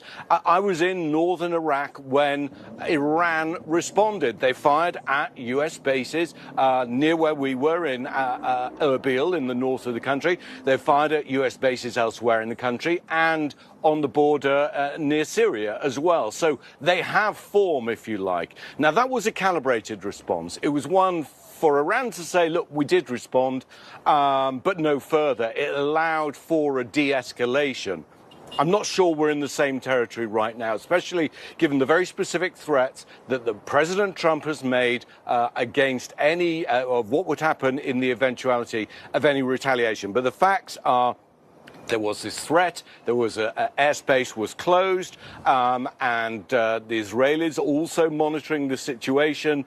There are reports, we have a colleague whose sister lives in Doha, reports of hearing explosions, but we're in this very foggy situation at the moment. We just need to take a breath and look at what possibly could have happened and wait until we get facts issued from the Pentagon and from the White House and potentially from Qatari officials. Sorry, just one other thing worth adding, of course. You know, these bases have sophisticated air defense of their own, but Qatar also has sophisticated air defense. It has the US Patriot and THAAD missile systems, some of which are being used here in Israel as Iran attacks. So it's possible when people say they've heard explosions that these are intercepts. So at the moment, I think we just need to take our time, deep breath time, and wait and see exactly what's happened. And Ian, it does sound like the Iranians are... It's got more hard to me just to be standing out there to get their point of view on this shit in the middle of a war zone. Now calling this operation Annunciation of Victory. I want to bring in our senior political correspondent, Rachel Scott, for a little bit more on the reaction here. We're also seeing some video from inside Doha. Rachel, what are you watching for in terms of reaction from the U.S., particularly with what we've heard from the president this morning? Well, Diane, I just left the West Wing. I spoke to a senior administration official who told me that the White House, the Department of Defense, they are aware of and they are closely monitoring any potential threats to U.S. troops, even including Al Udeid Air Base in Qatar. We know that's an air base that the president did visit back in May on his first foreign trip to the Middle East. It comes, as Ian was saying, amid these warnings from President Trump himself, but also key members of his administration about any potential retaliation. The president saying directly if future attacks would be far greater and a lot easier. The president saying any retaliation by Iran against the United States of America will be met with far greater than what was witnessed on that initial night that they did strike. We know right now the president, per his public schedule, is meeting with his national security team in the Oval Office. We have watched members of his national security team, including the director of national intelligence, Tulsi Gabbard, make their way into the West Wing as we anticipate more from the White House and this administration on their reaction and next possible steps, as the president has warned. And I want to bring in our chief White House correspondent, Mary Bruce. Mary, you were actually at this very base just over a month ago when President Trump went to visit. This is a critical base for several U.S. operations in the past and expected to be in the future. What do you make of this, Iran now announcing that they're attacking it? And it is the largest U.S. airbase in the region, obviously positioned critically. And the president was there just a few weeks ago on May 15th. I was there. This was during his first big foreign trip, his first trip in the Middle East as well. And at the time, it was interesting, the president speaking to thousands of U.S. troops there. And at the time, he said that it was his priority to end conflicts, not start them. But he added in those remarks that he will not hesitate to wield American power if it is necessary.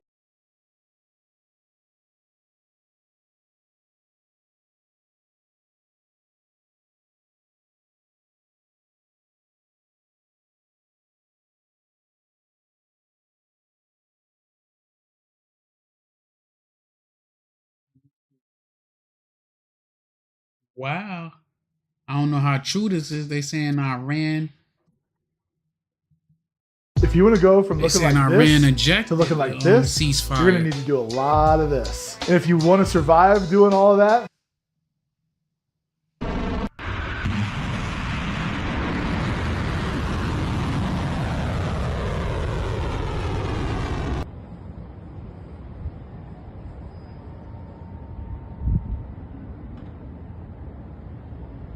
I don't know how true that shit is.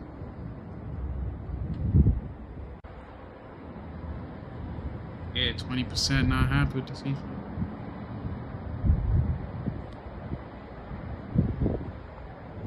Right, they think war, just because you need war or the show of force, the fear of going to war, that don't mean that you actually want to go to war, man. You're gonna lose. You gotta lose to win in a war. And I don't know if this is true. See, when you just type in Iran, see what comes up.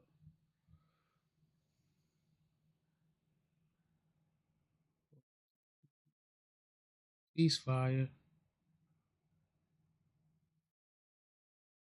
That's the only one saying that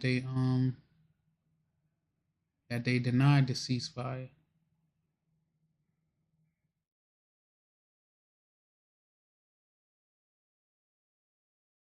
I think they just wanted to launch their attacks to show that they respond and then, you know, take their L after that, you know.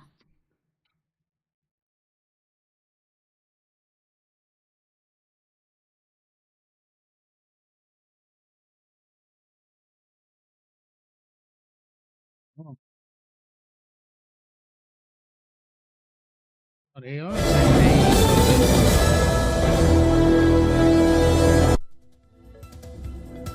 All right, we have breaking news that's coming in. Iran's Foreign Minister Abbas Araghchi says there is no agreement on any ceasefire cessation of military operations. Through a post on social media, Araghchi, however, added that if the Israeli regime stops what he called its illegal aggression against the Iranian people, no later than 4 a.m. Tehran time, Iran will continue its response afterwards as well. This is the latest that we're getting right now. It's 4:33 a.m. in Tehran. He further said that the final decision on the cessation of military operations will be made later. So this is the latest that we're getting right now after Trump announced on social media the complete and total ceasefire, saying that all sides have agreed to this. Iran's foreign minister Abbas Araghchi said that there is no agreement on any ceasefire or cessation of hostilities or military operations. Araghchi, however, added that if the Israeli regime stops what he has called its illegal aggression against the Iranian people no later than 4 a.m. Tehran time, Iran will not continue its response afterwards. So it's conditional at this point. What happens in the next few hours is going to be very crucial. He further said that the final decision on the cessation of military operations will be made later.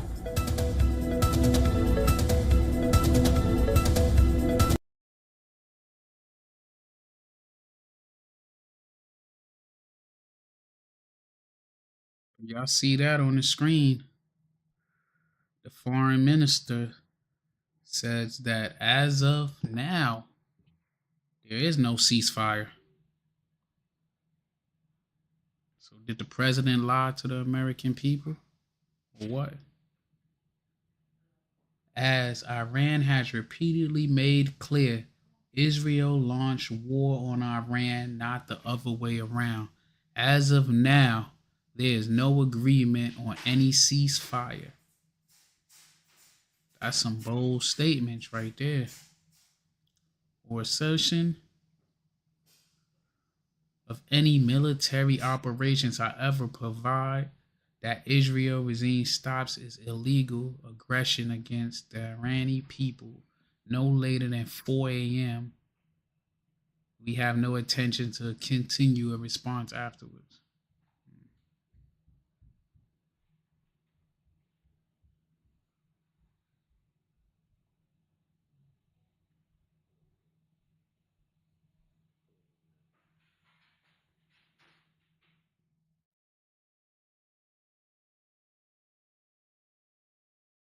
Yeah, they got a different way of life for sure. And a lot of people don't understand that outside of the US, they suppress a lot of the speech. You don't have the freedom to speak up against your government in these other countries. Even some of our allies, you can't speak up against their government. That's wild. We know Donald Trump has said that there is a complete cessation of hostilities and a ceasefire. He's proposed a phased plan here for a ceasefire. He elaborated on how the ceasefire arrangement, in that Iran will be the first to begin the ceasefire for up to 12 hours. It would be at the 12th hour then that Israel would implement the ceasefire as well. And after a completion of 24 hours, this war will officially come to an end. This was Trump's statement. Now we're hearing from Iranian Foreign Minister Abbas Araghchi, who is saying that there is no agreement on any ceasefire. You got a point there. You do got a point there. You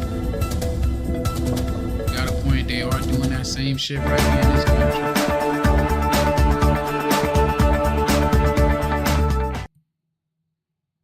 What if you can create your own website by saying, this is what I want? With Wix, you can. Skip this shit. Trying to force me to buy the premium. Now, Donald Trump has announced that Iran and Israel have agreed to a ceasefire. Now, the phased ceasefire would bring about an official end to the 12-day war. The U.S. president later told U.S. media that he thinks the ceasefire is unlimited and it is going to go forever.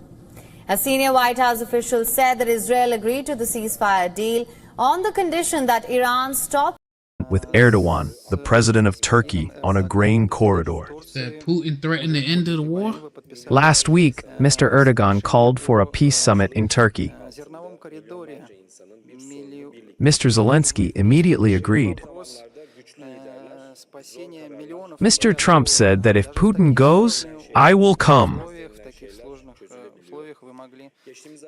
We received a message from the Kremlin that the conditions for this have not yet matured.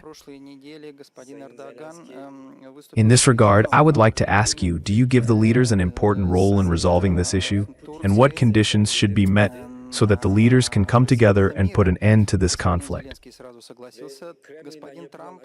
Thank you very much. Putin trying to end a war. As for President Trump's statement, I heard it in a different way. Mr. Trump said that Putin is not going because I am not going. What is he supposed to do when I am not there? And he is right. In this sense, he is absolutely right. Secondly, he has repeatedly said that if I were president, there would be no war. I think he is right here too. I will tell you why. In one of my last phone conversations with Mr. Biden, I told him that I will not go into details now, of course. We have recorded conversations on this. I told him that there is no need to bring hot conflicts to a head.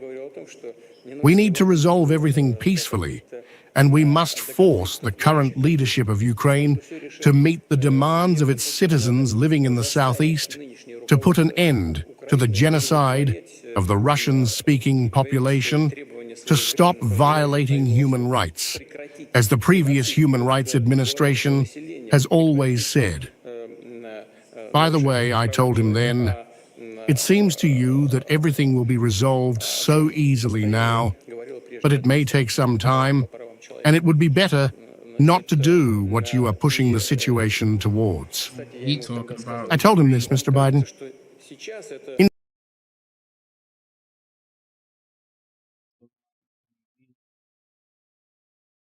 They said blah blah blah blah blah blah.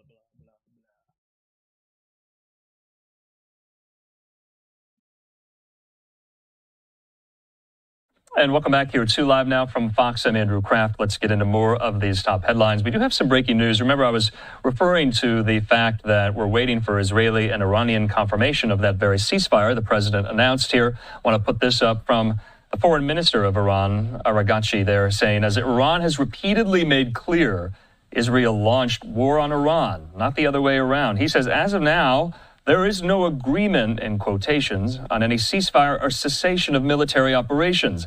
However, provided that the Israeli regime stops its illegal aggression against the Iranian people no later than 4 a.m. Tehran time, we have no intention to continue our response afterwards. He says the final decision on the cessation of our military operations will be made later.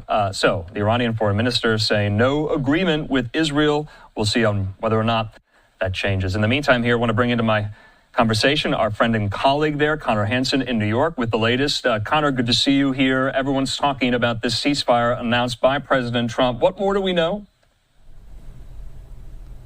Hi, Andrew. Well, that's right. You said it. Very interesting comments from Iran's foreign minister. But President Trump, as we know, said Israel and Iran have fully agreed to a ceasefire, ending what he's now calling the 12-day war. The news came just hours, of course, after Iran tried to retaliate against the U.S. for its strikes on the country's nuclear program. Announcing a ceasefire on social media, President Trump wrote, quote, "This is a war that could have gone on for years and destroyed the entire Middle East, but it didn't and never will. God bless Israel. God bless Iran. God bless the Middle East. God bless the United States of America, and God bless the world." The president really hit the reset button and said, look, let's actually produce long-term peace for the region. Earlier in the day, Iranian missiles could be seen being blown up in the sky above Qatar.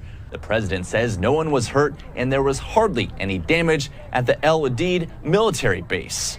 Gulf nations like... What country you in East Africa? I think maybe they did have the agreement and something fell through, and now we gotta see where it go from there. Qatar, Saudi Arabia, and UAE condemned Iran's strike on the U.S. base. The U.S. expected retaliation after bombing 3 of Iran's nuclear sites. New footage released by the Air Force shows the B-2 bombers used in that mission. Before the ceasefire announcement, Israel said it carried out its most extensive airstrikes on Iran. When you understand the enormous war machine that was built on the Iranian nuclear program by Iran, you understand what an enormous risk it is to the world. President Trump made his announcement around 6 p.m. Eastern time, of course, right in the middle of the night over in the Middle East, saying the ceasefire would take effect 6 hours later. Their hope is in about 24 hours or at some point tomorrow, this war will be completely over. Andrew? I think it's going to be over. Connor Hansen there live for us in New York. Connor, always good to see you. Talk soon. We're going to have part 2. Thanks, Andrew. Okay, in the meantime here, do want to get in what we just brought to you about 5 minutes ago, this post by the Iranian foreign minister on X, Abbas Araghchi, saying this, as Iran has repeatedly made clear, he says, Israel launched war on Iran, not the other way around. He says, as of now, there is no agreement on any ceasefire or cessation of military operations. He says, however, provided that the Israeli regime stops its illegal aggression against the Iranian people no later than 4 a.m. Tehran time, we have no intention to continue our response afterwards. The final decision on the cessation of our military operations will be made later. Now, moments ago, there's a follow-up. He said this, that the military operations of our powerful armed forces to punish Israel for its aggression continued until the very last minute at 4 a.m. He says, together with all Iranians, I thank our brave armed forces who remain ready to defend our dear country until their last drop of blood there. So I think it got cut off, but you get the gist of it. It says that we're getting confirmation from the Iranian foreign minister that the ceasefire, at least from their side, seemingly in effect. In the meantime, though, we do want to bring into the conversation right now my friend and colleague, Iranian-American journalist, Alina Shirazi. She joins me.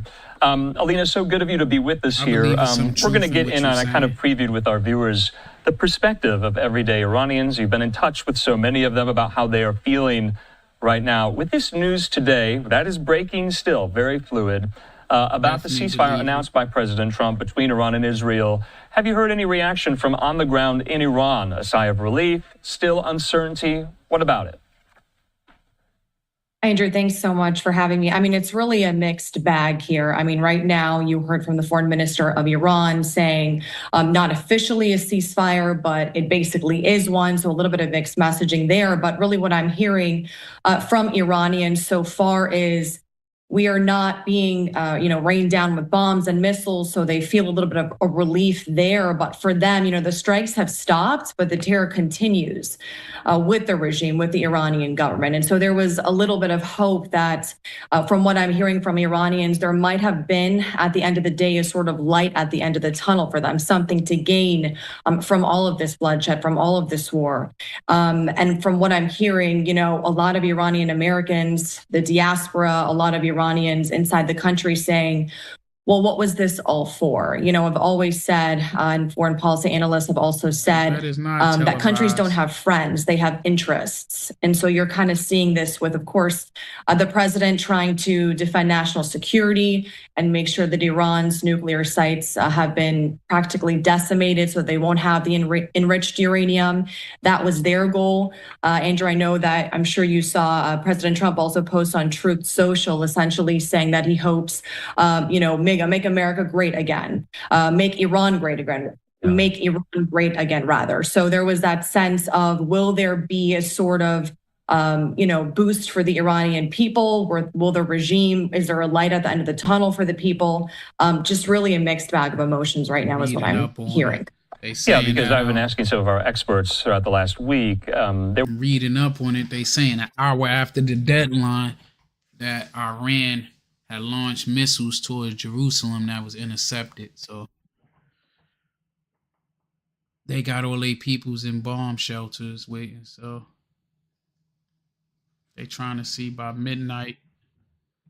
So they got another 45 minutes to see if they going to actually come to a ceasefire or not. So still time to keep hope alive.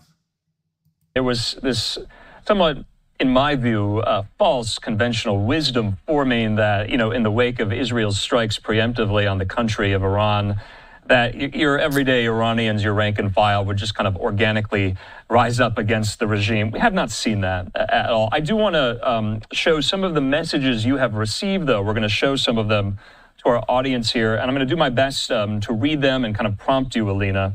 So we have this one here. I'm going to read it.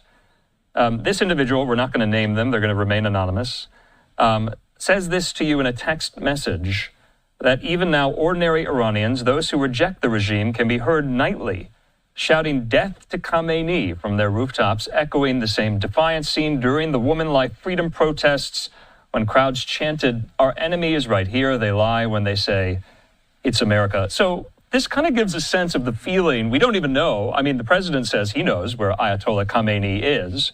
There's some reporting out there to suggest he's hunkered down in his bunker. Haven't heard from him since the ceasefire was announced earlier today. But that's just a sense of how some Iranians are feeling, that they want the Ayatollah gone. Is that safe to say? Yeah, absolutely. I mean, if you just look at the facts, over 200 women have been executed in Iran since 2007. And so there's no question it is a brutal and oppressive regime, as told to me by Iranians who are inside the country. And I was with you last for the Mahsa Amini protest, the Freedom Life movement, where we thought we pushing feminism.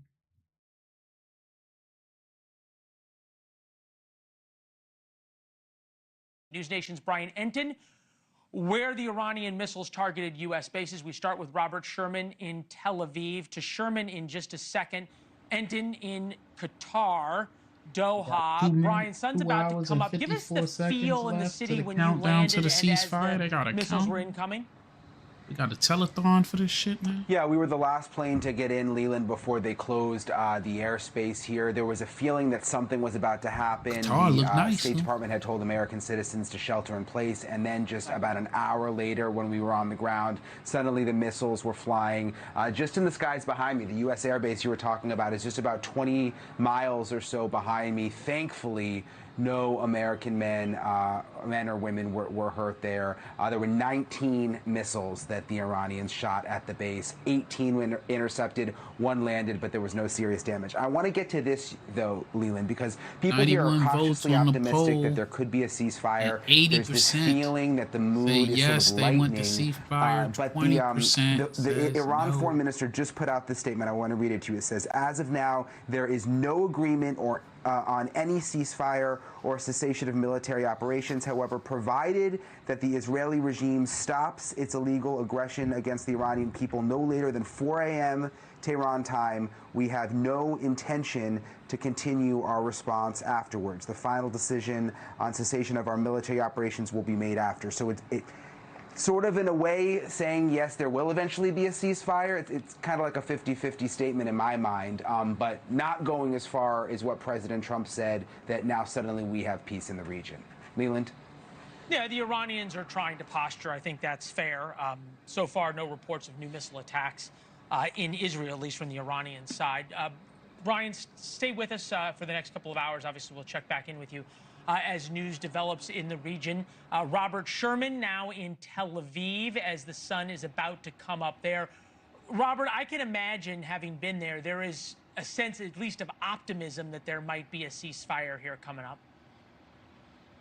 Yeah, definitely, Leland. And I think that one thing to underscore, though, is that the statement that you gave off the top is that the hours before a ceasefire come to an end can at times be the most active. And if you read Have a the good president's night, statement there, he even Miss acknowledged Sophia, that in these and hours God bless leading you, up, and there are already hopefully operations underway. I just shit'll want to get give you a better where you perspective at. of what Appreciate you has been tuning happening in. here on the ground. There's a statement from the president there in approximately 6 hours from now.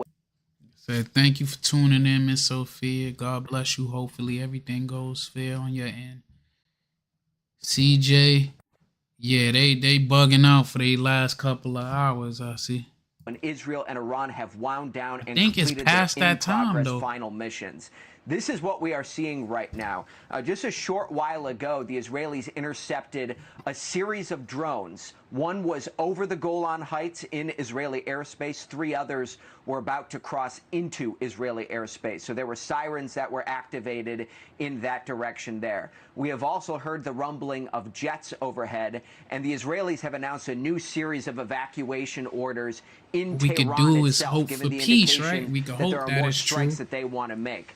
I I don't think that is delusional. I just don't know how long it'll last. Evacuation orders for Tel Aviv as well in the last couple of hours.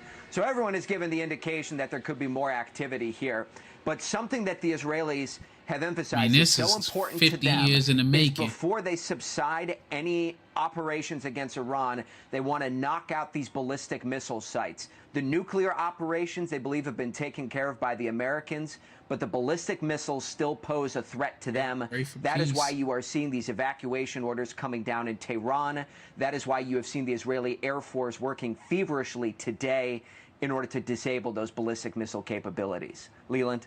Yeah, we it do. Seemed as all though over. The Israelis wanted a few more days. The reporting I have is that Benjamin Netanyahu was certainly pressured significantly by President Trump for this, wanted this done before he left for NATO. Robert, back to you. If the sirens go off, as you can see down a countdown there, by our clock, based on when the president put the statement out, the ceasefire would take effect at midnight Eastern time.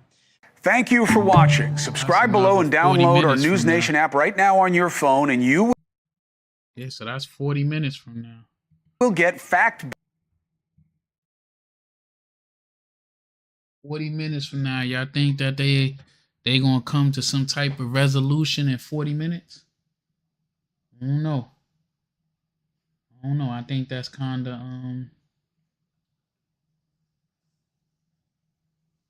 think that's kind of, wishful thinking.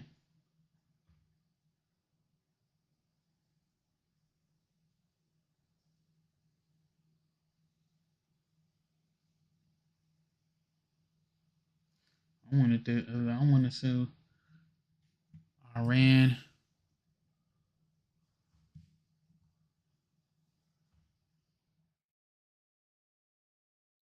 Iran.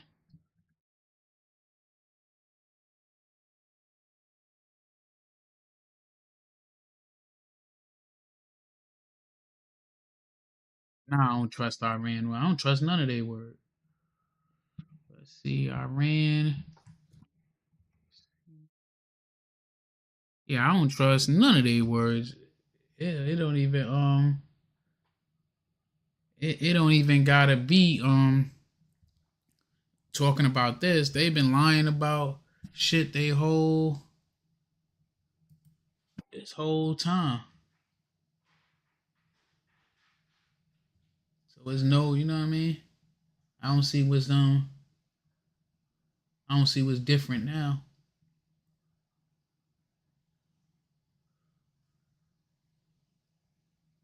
See, Trump talk about they fully agreed. It don't sound like they fully agreed.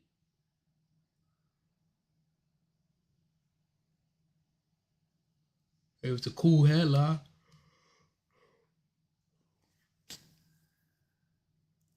And I don't see what Israel say yet. Israel ain't respond yet to say.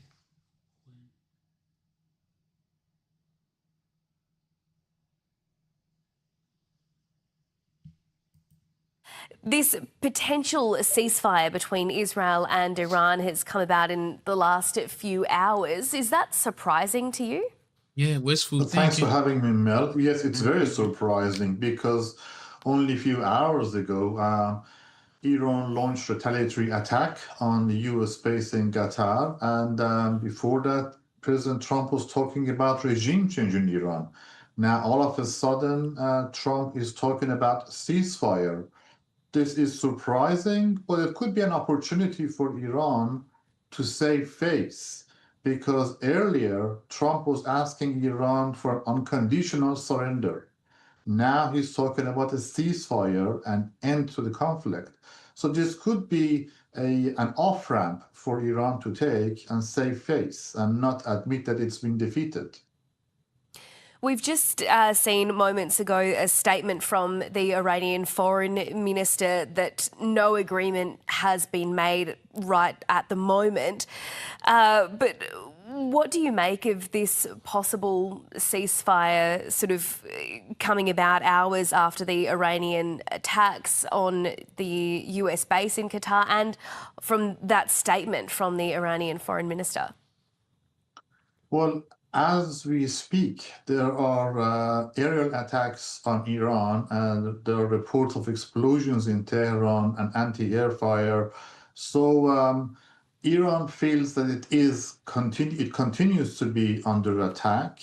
From the Iranian point of view, given that Iran did not start the war, given that Israel launched the attack about 10 days ago to torpedo the discussions between Iran and the United States over Iran's nuclear program, from the Iranian point of view, an end to the conflict would be welcome, but Iran cannot admit that it's been defeated. So that's why we see the foreign minister from Iran saying the terms are not acceptable, because the terms of the ceasefire actually asks Iran to stop firing against Israel and giving Israel about 6 hours or so before they stop firing. So the terms seems to favor Israel, and that's why the foreign minister is signaling that they wouldn't accept capitulation. You've been watching Iranian TV this morning. It's still, of course, very early in the morning there, but how is this war being reported at the moment? Well, the war is actually playing very much going according to the Iranian narrative of the United States being a global bully and a hegemon, trying to muscle its way into the Middle East and imposing its will on the people of the Middle East, especially the Iranian people. So the Iranian narrative of revolution, standing up against the United States, this narrative of resistance against Israel is being repeated over and over again. And that's how it's being depicted. What do you think is happening behind the scenes? We've been hearing reports of back-channel negotiations taking place. What do you think is happening there? Well, it's almost impossible to know what's happening behind the scene, but what I think is very certain is that from the Iranian perspective, this has hardened their resolve to pursue a hardline approach in relation to Israel and in relation to the United States, that there is little stock, they put little stock in negotiation and reform in relation to Iran's domestic or international policy. So I think this is probably a big blow to the reform movement in Iran.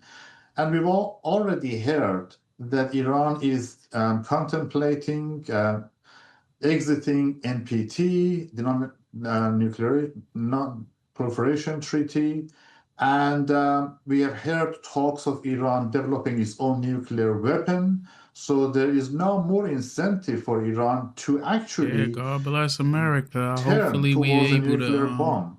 So this would be a big get a blow to the Israeli agenda and the U.S. agenda, because they started this war to prevent Iran from building try to a stay on nuclear and see do bomb. they make it to And now midnight. Iranians are I got openly work in the discussing morning, it. but I'm gonna see if they We gonna have make been it to seeing midnight. reports overnight of Israel widening its attacks beyond potential nuclear sites. What do you make of that approach? Well, Israel is showing that it can hit any target it wishes to. It's a show of might. Israel has a commitment, effectively, to regime change in Iran, especially under Netanyahu's leadership. Israel sees the Iranian leadership as an existential threat. It has been pursuing that line, and I only expect that Israelis would continue pounding Iranian targets and undermining the regime's stability. So where does this leave the Iranian regime at the moment, do you think? Well, as I mentioned, I think we see a hardened resolve among the hardliners to resist, using their terminology, American pressure, Israeli pressure, perhaps explore the nuclear weapon option and exiting NPT. That's very sad for the Iranian population, because there were hopes of reconciliation. The talks between Iran and the United States prior to the Israeli attack were raising hopes that Iran could come out of isolation and life could be returned to normal a bit. But now we have gone back.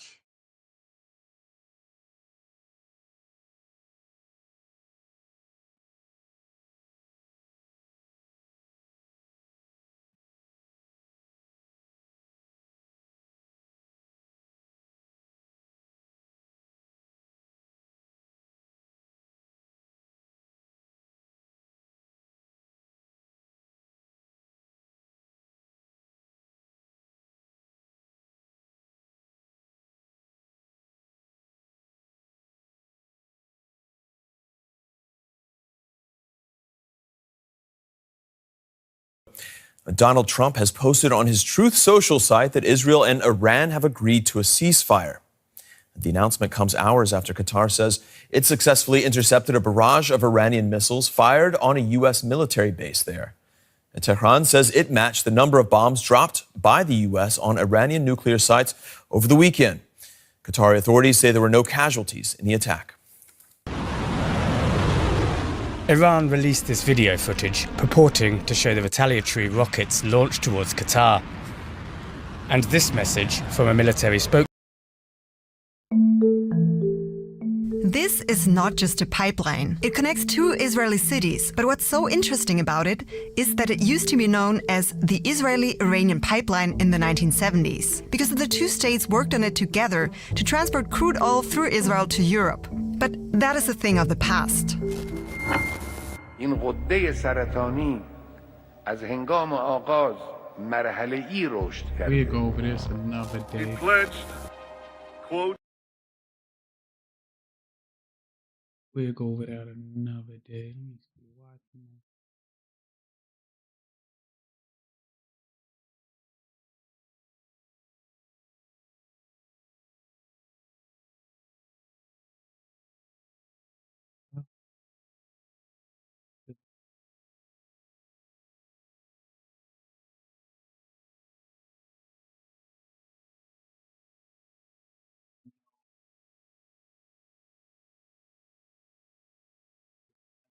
English, so we ain't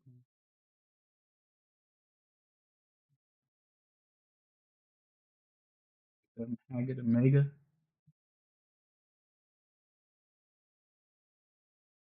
If you want to get your name, phone number, and address off the internet, but want to handle the removals yourself,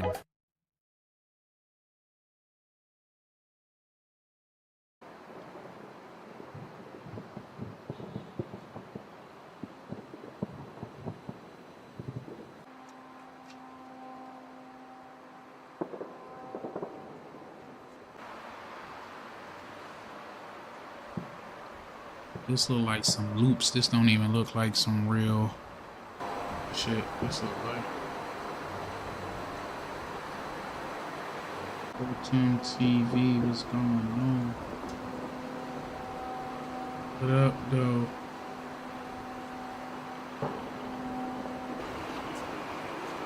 Yeah, man. I don't know why. I can't even see my chat on the screen for fucking this joint. What's up?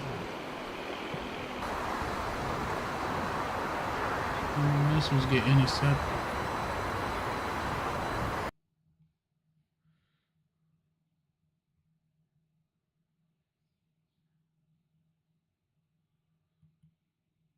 There has been confusion over a possible ceasefire agreement between Iran and Israel.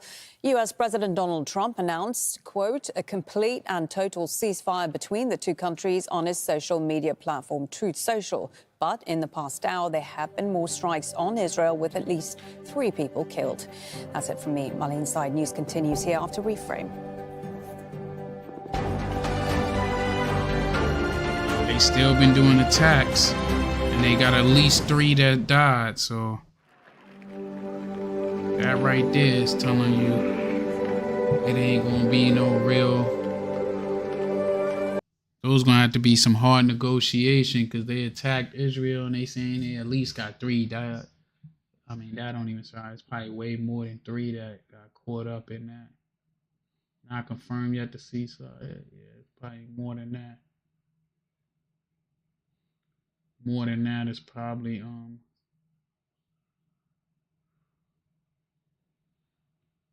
explosions and evacuations.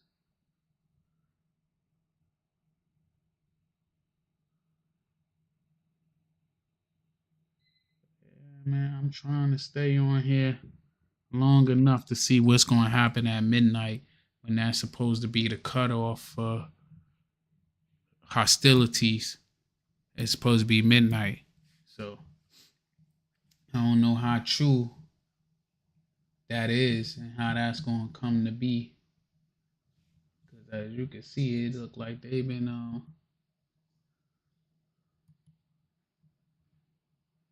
they still going at it with each other.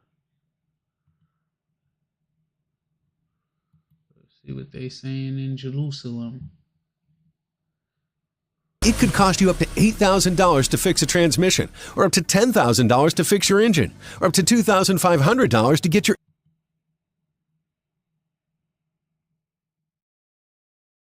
Look very peaceful this early morning. It is looking peaceful. That could be a sign of good that it's looking kind of peaceful over in Jerusalem right now. hopefully that's a sign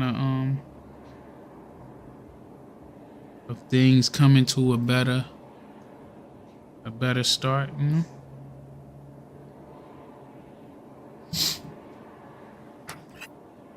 I'm gonna give it another 25 minutes and then we gonna call it a wrap, you know.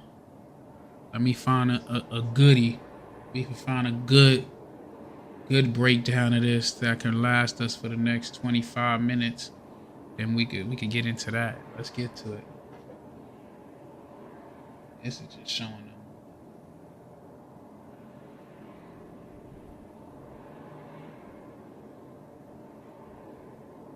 Putin talking out his ass just to talk out his asses.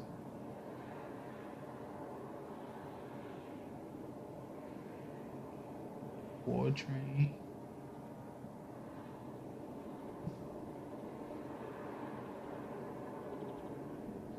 I don't know. What do y'all think is going to take to get an official stop to all of this madness? I think it's going to take more than a tweet. You know what I mean? It's going to have to take more than that. It's going to take, it got to take more than that. You can't just, a tweet ain't going to suffice. Like, they going to have to come and sit at the table and work out some real shit, not just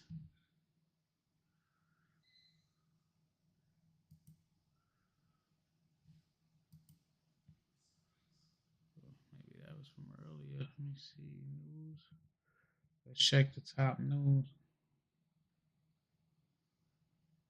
Top stories from the war room. Iran missile attacks on. We already know that. We went over that.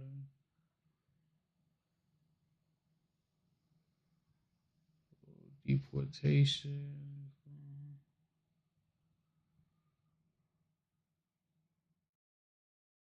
Really just more the same. Nothing, no real news that came out in the last hour since they announced, you know. Just more about, you know.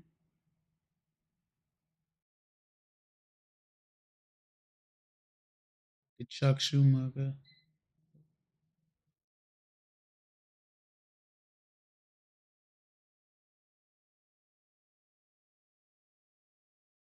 I want to hear what they got to say over there. I want to see their news, you know. I don't want to hear our news. I want to hear their news, you know.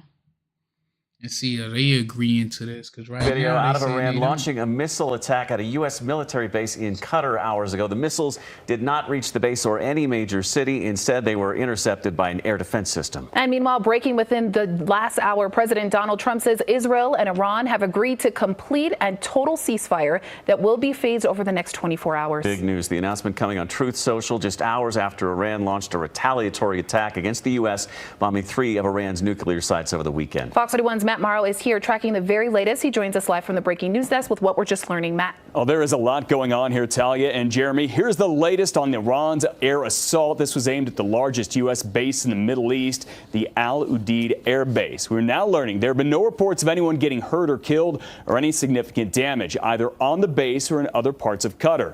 The U.S. says air defense systems intercepted 13 missiles. Some of that could be seen by people on the ground in the capital of Doha. We also know Iran warned Qatar this base in particular because it's away from populated areas. This leads to what the president just posted on Truth Social a few moments ago, that Iran is trying not to provoke the United States into a larger conflict and is ready to de-escalate some of the tensions in the Middle East. Now to this, and new at 5, we're hearing from President Donald Trump. This is for the first time since Iran's retaliatory strikes. The president posted on social media earlier saying, quote, "Most importantly, they have gotten it all out of their system and there will hopefully be no further hate. I want to thank Iran for giving us early notice, which made it possible for no lives to be lost and nobody to be injured. Perhaps Iran can now proceed to peace and harmony in the region. I will enthusiastically encourage Israel to do the same. Again, the president posting shortly after that Israel and Iran have agreed to a ceasefire. And just a few moments ago, the New York Times reported that Israel is not commenting on this idea of a ceasefire. Meanwhile, also new at 5, we're seeing how people on the ground in Qatar reacted when they saw the Iranian missiles getting intercepted. Take a look at this. Oh my goodness gracious.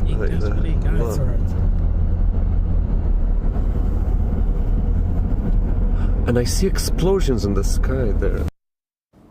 So in summary today, Iran had some retaliatory strikes that went over to a U.S. airbase in Qatar. None of those hit the ground. No one was hurt right there. Shortly afterward, President Donald Trump says there is a ceasefire. We are still waiting for Israel and Iran to officially agree to that and talk about that. We'll have updates for you as they come in. You can always get the latest, too, at KDVR.com. This surprise announcement, Paul, came just hours after Iran launched a direct attack on U.S. forces. Yeah, what a whirlwind tonight, Adrian. Just as the world wondered whether this was about to spiral into a much broader, bloodier conflict. Indeed, the U.S. president, as he does, dropped word on his Truth Social platform, effectively that it's all over. A ceasefire, and within hours, a full end to the war, although tonight, a complication. Reports late this evening from Iran's state news agency, there's no deal if Israel doesn't comply. There's a lot to unpack here, but why don't we begin with Donald Trump's post? Here's what dropped just after 6 p.m. Eastern. Congratulations to everyone, he writes. It has been fully agreed by and between Israel and Iran that there will be a complete and total ceasefire beginning in approximately 6 hours from now, when Israel and Iran have wound down and completed their in-progress final missions.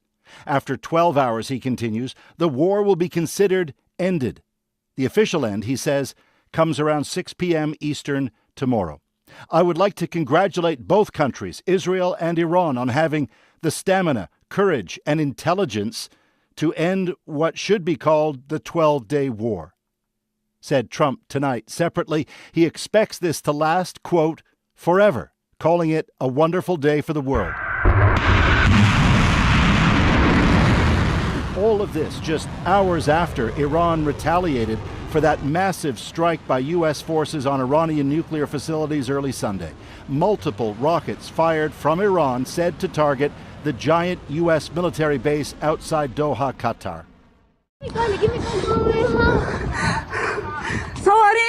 But these images underline Iran's response, ferocious as it seemed, was in fact tepid. Here, anti-missile defense systems intercepting all but one of the Iranian missiles. Trump calling Iran's retaliation weak and noted Iran itself had given a heads up the missiles were en route. Trump even thanking Iran for doing so. Trump's vice president, J.D. Vance, was on Fox News tonight speaking to that. That's what make it sound so phony that I'm gonna give you a heads up that I'm gonna attack you. That's on some like let me slap you so I can look good. Nah, you can't slap me. Let me swing and you weave it so it could look like I try to fight back. I agree to that.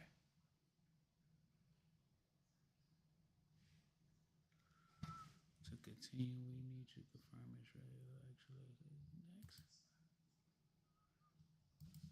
What the hell happened? Somebody try to attack my stream?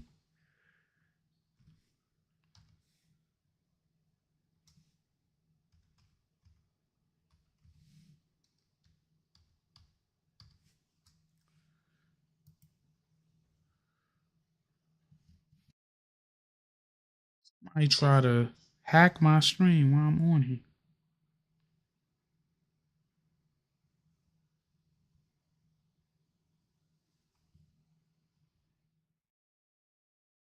You want to send this shit?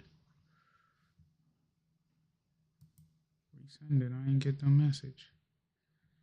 There it go. Yes, it's me. Somebody try to hack. They try to hack my stream live while I'm on here. while I'm on air. Ain't that some shit? Live while I'm on here talking to y'all, they try to hack my stream that YouTube just hit me up. That's crazy. That's unbelievable right there. I can't believe that there's somebody try to do. Shame on you, because you probably was watching right now. You know what I mean? Y'all trying to get in there. I already had to change my password and shit before because somebody tried to get up in there. Pause. Yeah, man. I wonder my subscribers just dropped off from watching just now, because I'm like, how the hell they just bland me like that?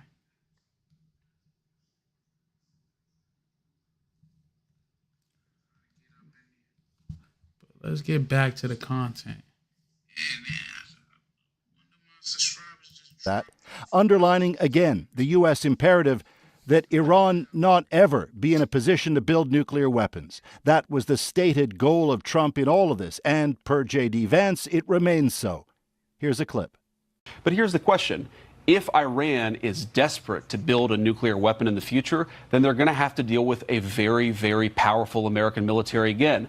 Our hope is that the lesson that the Iranians have learned here is, look, we can fly a bunker buster bomb from Missouri to Iran completely undetected without landing once on the ground, and we can destroy whatever nuclear capacity you build up. I think that lesson is what's going to teach them not to rebuild their nuclear capacity.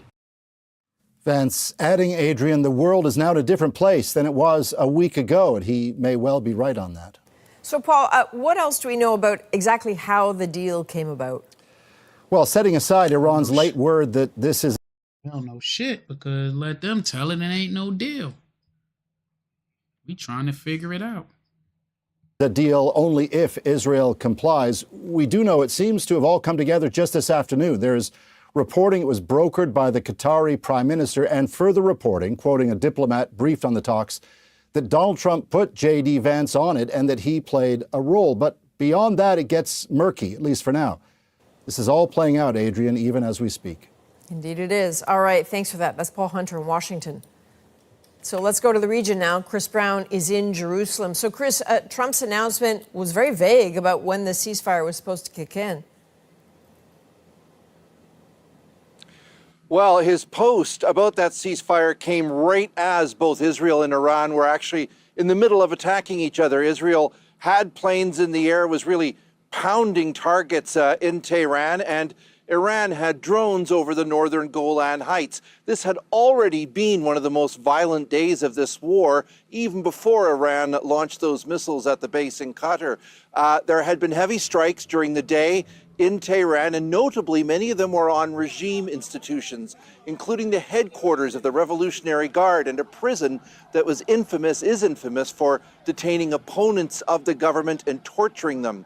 Iran also sent a couple of waves of ballistic missiles to Israel as well and spread them out over the length of the country as if to try to cause as much inconvenience as possible. Israel says it manages to intercept about 90% of Iran's missiles, but those that hit, Adrian, do cause a lot of damage. And so all that, Chris, just, adds to the confusing signals, it seems, about whether a ceasefire was really even possible. Very, very much so. We have not heard directly from Iran's supreme leader, Ali Khamenei, in days, but his officials had been saying right up until Trump's post that Iran would not negotiate anything while Israel was attacking. And Israel had been demanding that Iran stop its missile launches. Benjamin Netanyahu has been signaling all weekend that Israel is close to meeting its war goals, essentially ensuring that Iran could not build back its... I wonder if he's the puppet master. You know what I'm saying? A lot of people feel like he's the puppet master, that he the one that got us in this situation right now. Do you think there's any truth to that? That he's the puppet master, or we just backing up our allies like good, you know what I mean? Like good allies. What y'all think? The nuclear program nor its ballistic missile capabilities. And these attacks on the regime targets in particular that we saw earlier seemed designed to send a message to how's Iran it that it going could not down? afford a long war of attrition with Israel and would pay a heavy cost as long as it continued to fight. Adrian. All right, thank you. That's Chris Brown in Jerusalem tonight.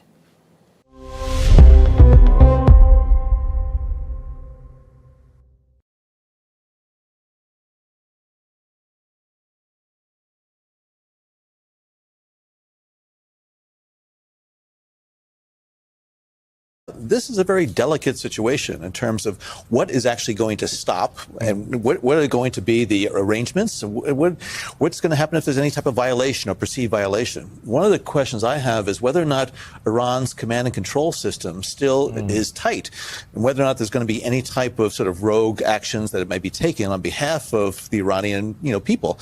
And so I think we really have to still wait to hear from both Iran and Israel, the main protagonists in this conflict, about whether or not a ceasefire really is going to be put in place and whether or not it will hold. We are monitoring any news, and we will bring folks that along the lines of what we know that happened today. NBC News is reporting, and Richard Engel has been all over this story. And he specifically said that the nature of the strike and well-defended targets indicate that Iran's retaliatory strike was a symbolic attack, and that Qatar was also reportedly informed ahead of the attack. Our reporting also notes that Qatar was informed by the Iranians. Qatar then informed the United States. As of right now, there are no casualties. Lots of people had described this as an off-ramp. What say you? I think the Iranians clearly recognize that if the United States wanted to do more damage inside of Iran, we certainly have the military capability to do that. Iran doesn't have the ability to defend many of its targets, as it's shown. I agree with them. I don't think they got the ability to do a long-range attack like we did. That's why I feel like our attack was more of a show of force to show that we are capable to touch them a lot easier than they capable of touching us. So I think it was more about that than the actual inflict damage, to hit them little things, but to show them we could go hit y'all and be back home sleeping before y'all even know what happened. The Israelis really have riddled that country's defense network. And so I think Iran was trying to find out what it could do that would, in fact, signal that these strikes were unacceptable from the United States, and so wanted to do something. But as you pointed out, the strikes against the attempted strikes in Qatar, and with the Qataris and the United States being made aware of it in advance, I think it demonstrated that the Iranians are really trying to show restraint here, and I think are trying to approach this in a way that is seeking to de-escalate the tension, the conflict. And I really do hope that others are going to follow the Iranian lead as far as trying to bring down this conflict so that we don't see the region engulfed in flames. Well, last night you had the President of the United States going to Truth Social to talk about regime change, and you had Steve Bannon today warning that regime change, which I would call regime collapse, could lead to U.S. military in Iran. Do you agree? Well, it certainly could. The record on regime change in the Middle East is not good. Whether you're talking about Iraq or Syria or Libya, it's easy enough to carry out these military strikes and defang, the regimes and even bring them down. But what happens in the days and weeks, months and years afterward? And we're still dealing with the repercussions of what I think was a very misguided U.S. decision to invade Iraq in 2003. So I think the repercussions of what has happened over the past several days are still to be felt. And we have to see exactly how the Iranians are going to react, what the Israelis are going to do. But I don't think by any means that this issue has been put to bed, because the underlying issue about what Iran is going to be allowed to do with its nuclear program and whether or not it will be allowed to enrich uranium, which was the sticking point in the recent negotiations, is going to be something that will be addressed. But at this point, I think there are still more questions than answers. Taking a sort of a wider lens to the developments over the last few days and even weeks when you consider Israel's actions, the Washington Post had a very interesting narrative around the risky strike Trump's put his presidency on the line, and they noted former presidents Barack Obama and Joe Biden confronted similar dilemmas with Iran and made a different calculation than Trump, though neither faced a Tehran that was quite as weak as it is now in the aftermath of the collapse of its proxies in Syria, Lebanon, and Gaza. Rather than strikes, those presidents... They talking shit. Obama wasn't playing with them drone strikes. He was bombing the fuck out of the Middle East, man. He was bombing the fuck out of the Middle East. He was goddamn deporting everybody. They was calling him the deporter in chief. So, I mean, shit. Obama moved his fair share of regimes too in his time while he was in office, them 8 years. You know, so like, they know he wasn't no slouch when it came to wartime. You gotta give him credit for that. Might not agree with a lot of shit that he did, but he wasn't no slouch when it came to wartime. Remember, he took out Osama. Sought a diplomatic pathway to limit Iran's ability to build a nuclear weapon, fearing the possibility of getting sucked into a conflict they did not desire. There are a couple of things here that I think are interesting to make note of. One is Obama and even Bush, for that matter, but certainly Joe Biden, dealt with a very different Iran than the one that Donald Trump has had to deal with, given how they were, if you put it in street terms, softened up by the strikes by Israel beforehand. But the other part of this is the possibility of getting sucked into a conflict they did not desire.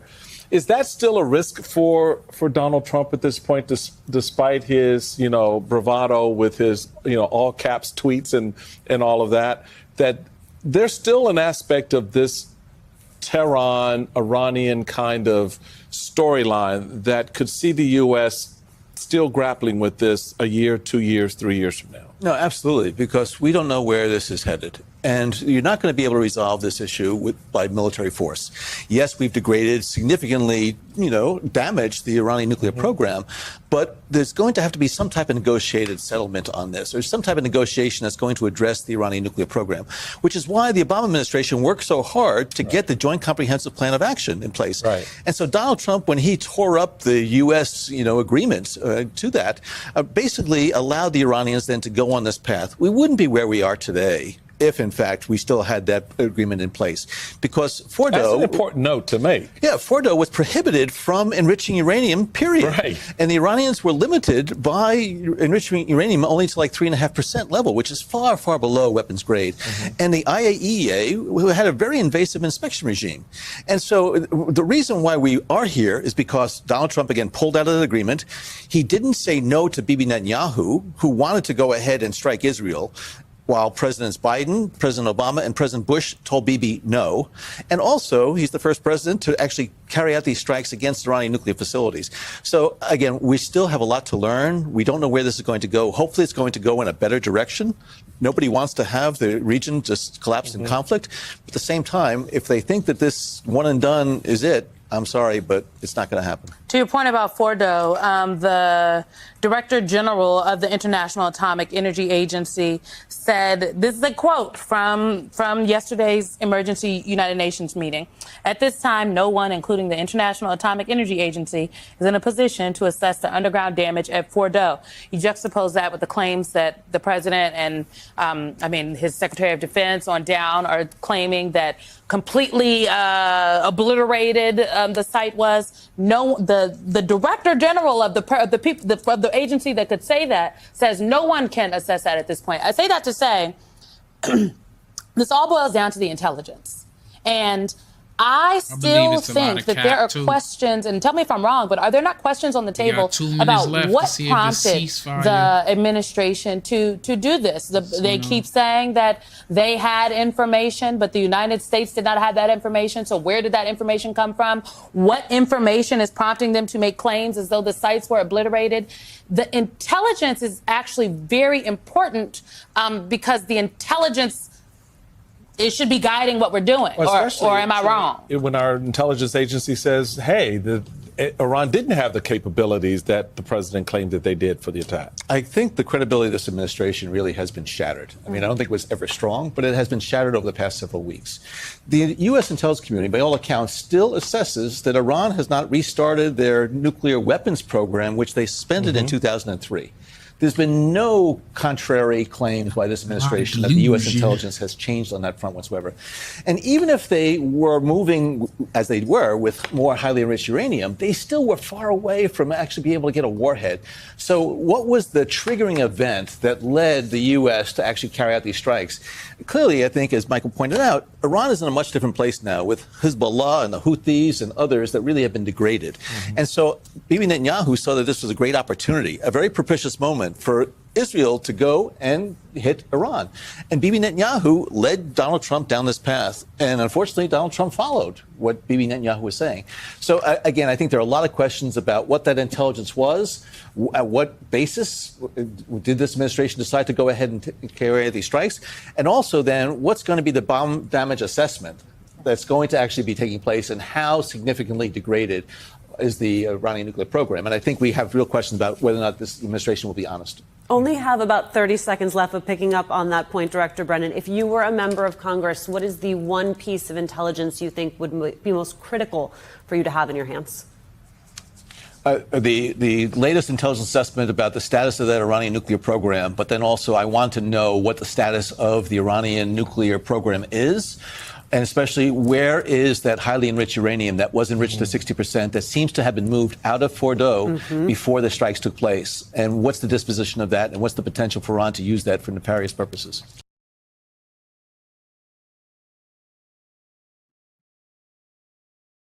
Easy.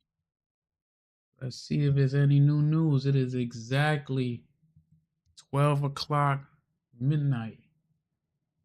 Exactly the deadline, Eastern Standard Time, for the actual ceasefire.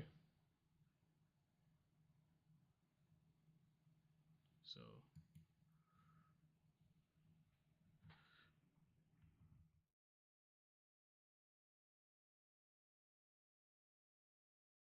do they got any news?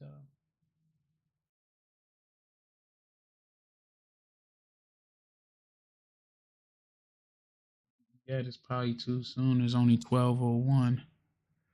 Too soon to see.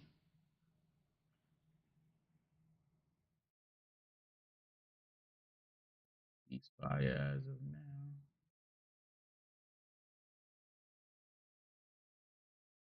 now.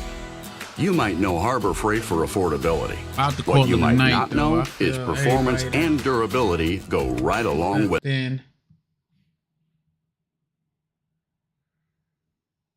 that came out, stepped in and say what up. I appreciate y'all. Depending on what's going on, might jump on here tomorrow. We keep it going.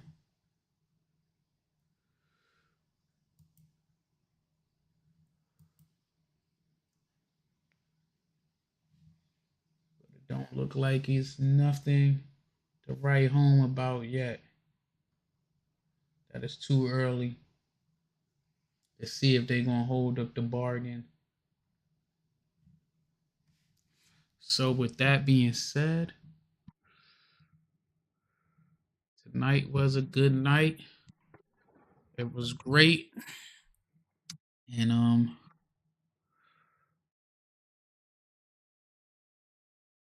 yeah, we do this another time. But I speak to y'all. Like I said, everybody that tuned in, take a chance out. If you like what you heard, if you agreed with it, today was kind of slow in the chat, not like yesterday, but we did record breaking numbers yesterday. And yeah, I appreciate y'all tuning in. We'll holler at tomorrow, mañana, or the day after, if I ain't too busy. Peace.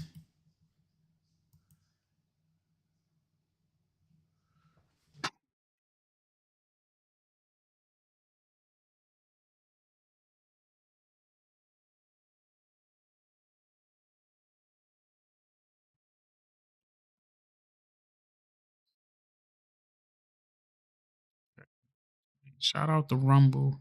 I ain't forget about y'all. Maybe just a little bit, but I ain't forget about y'all.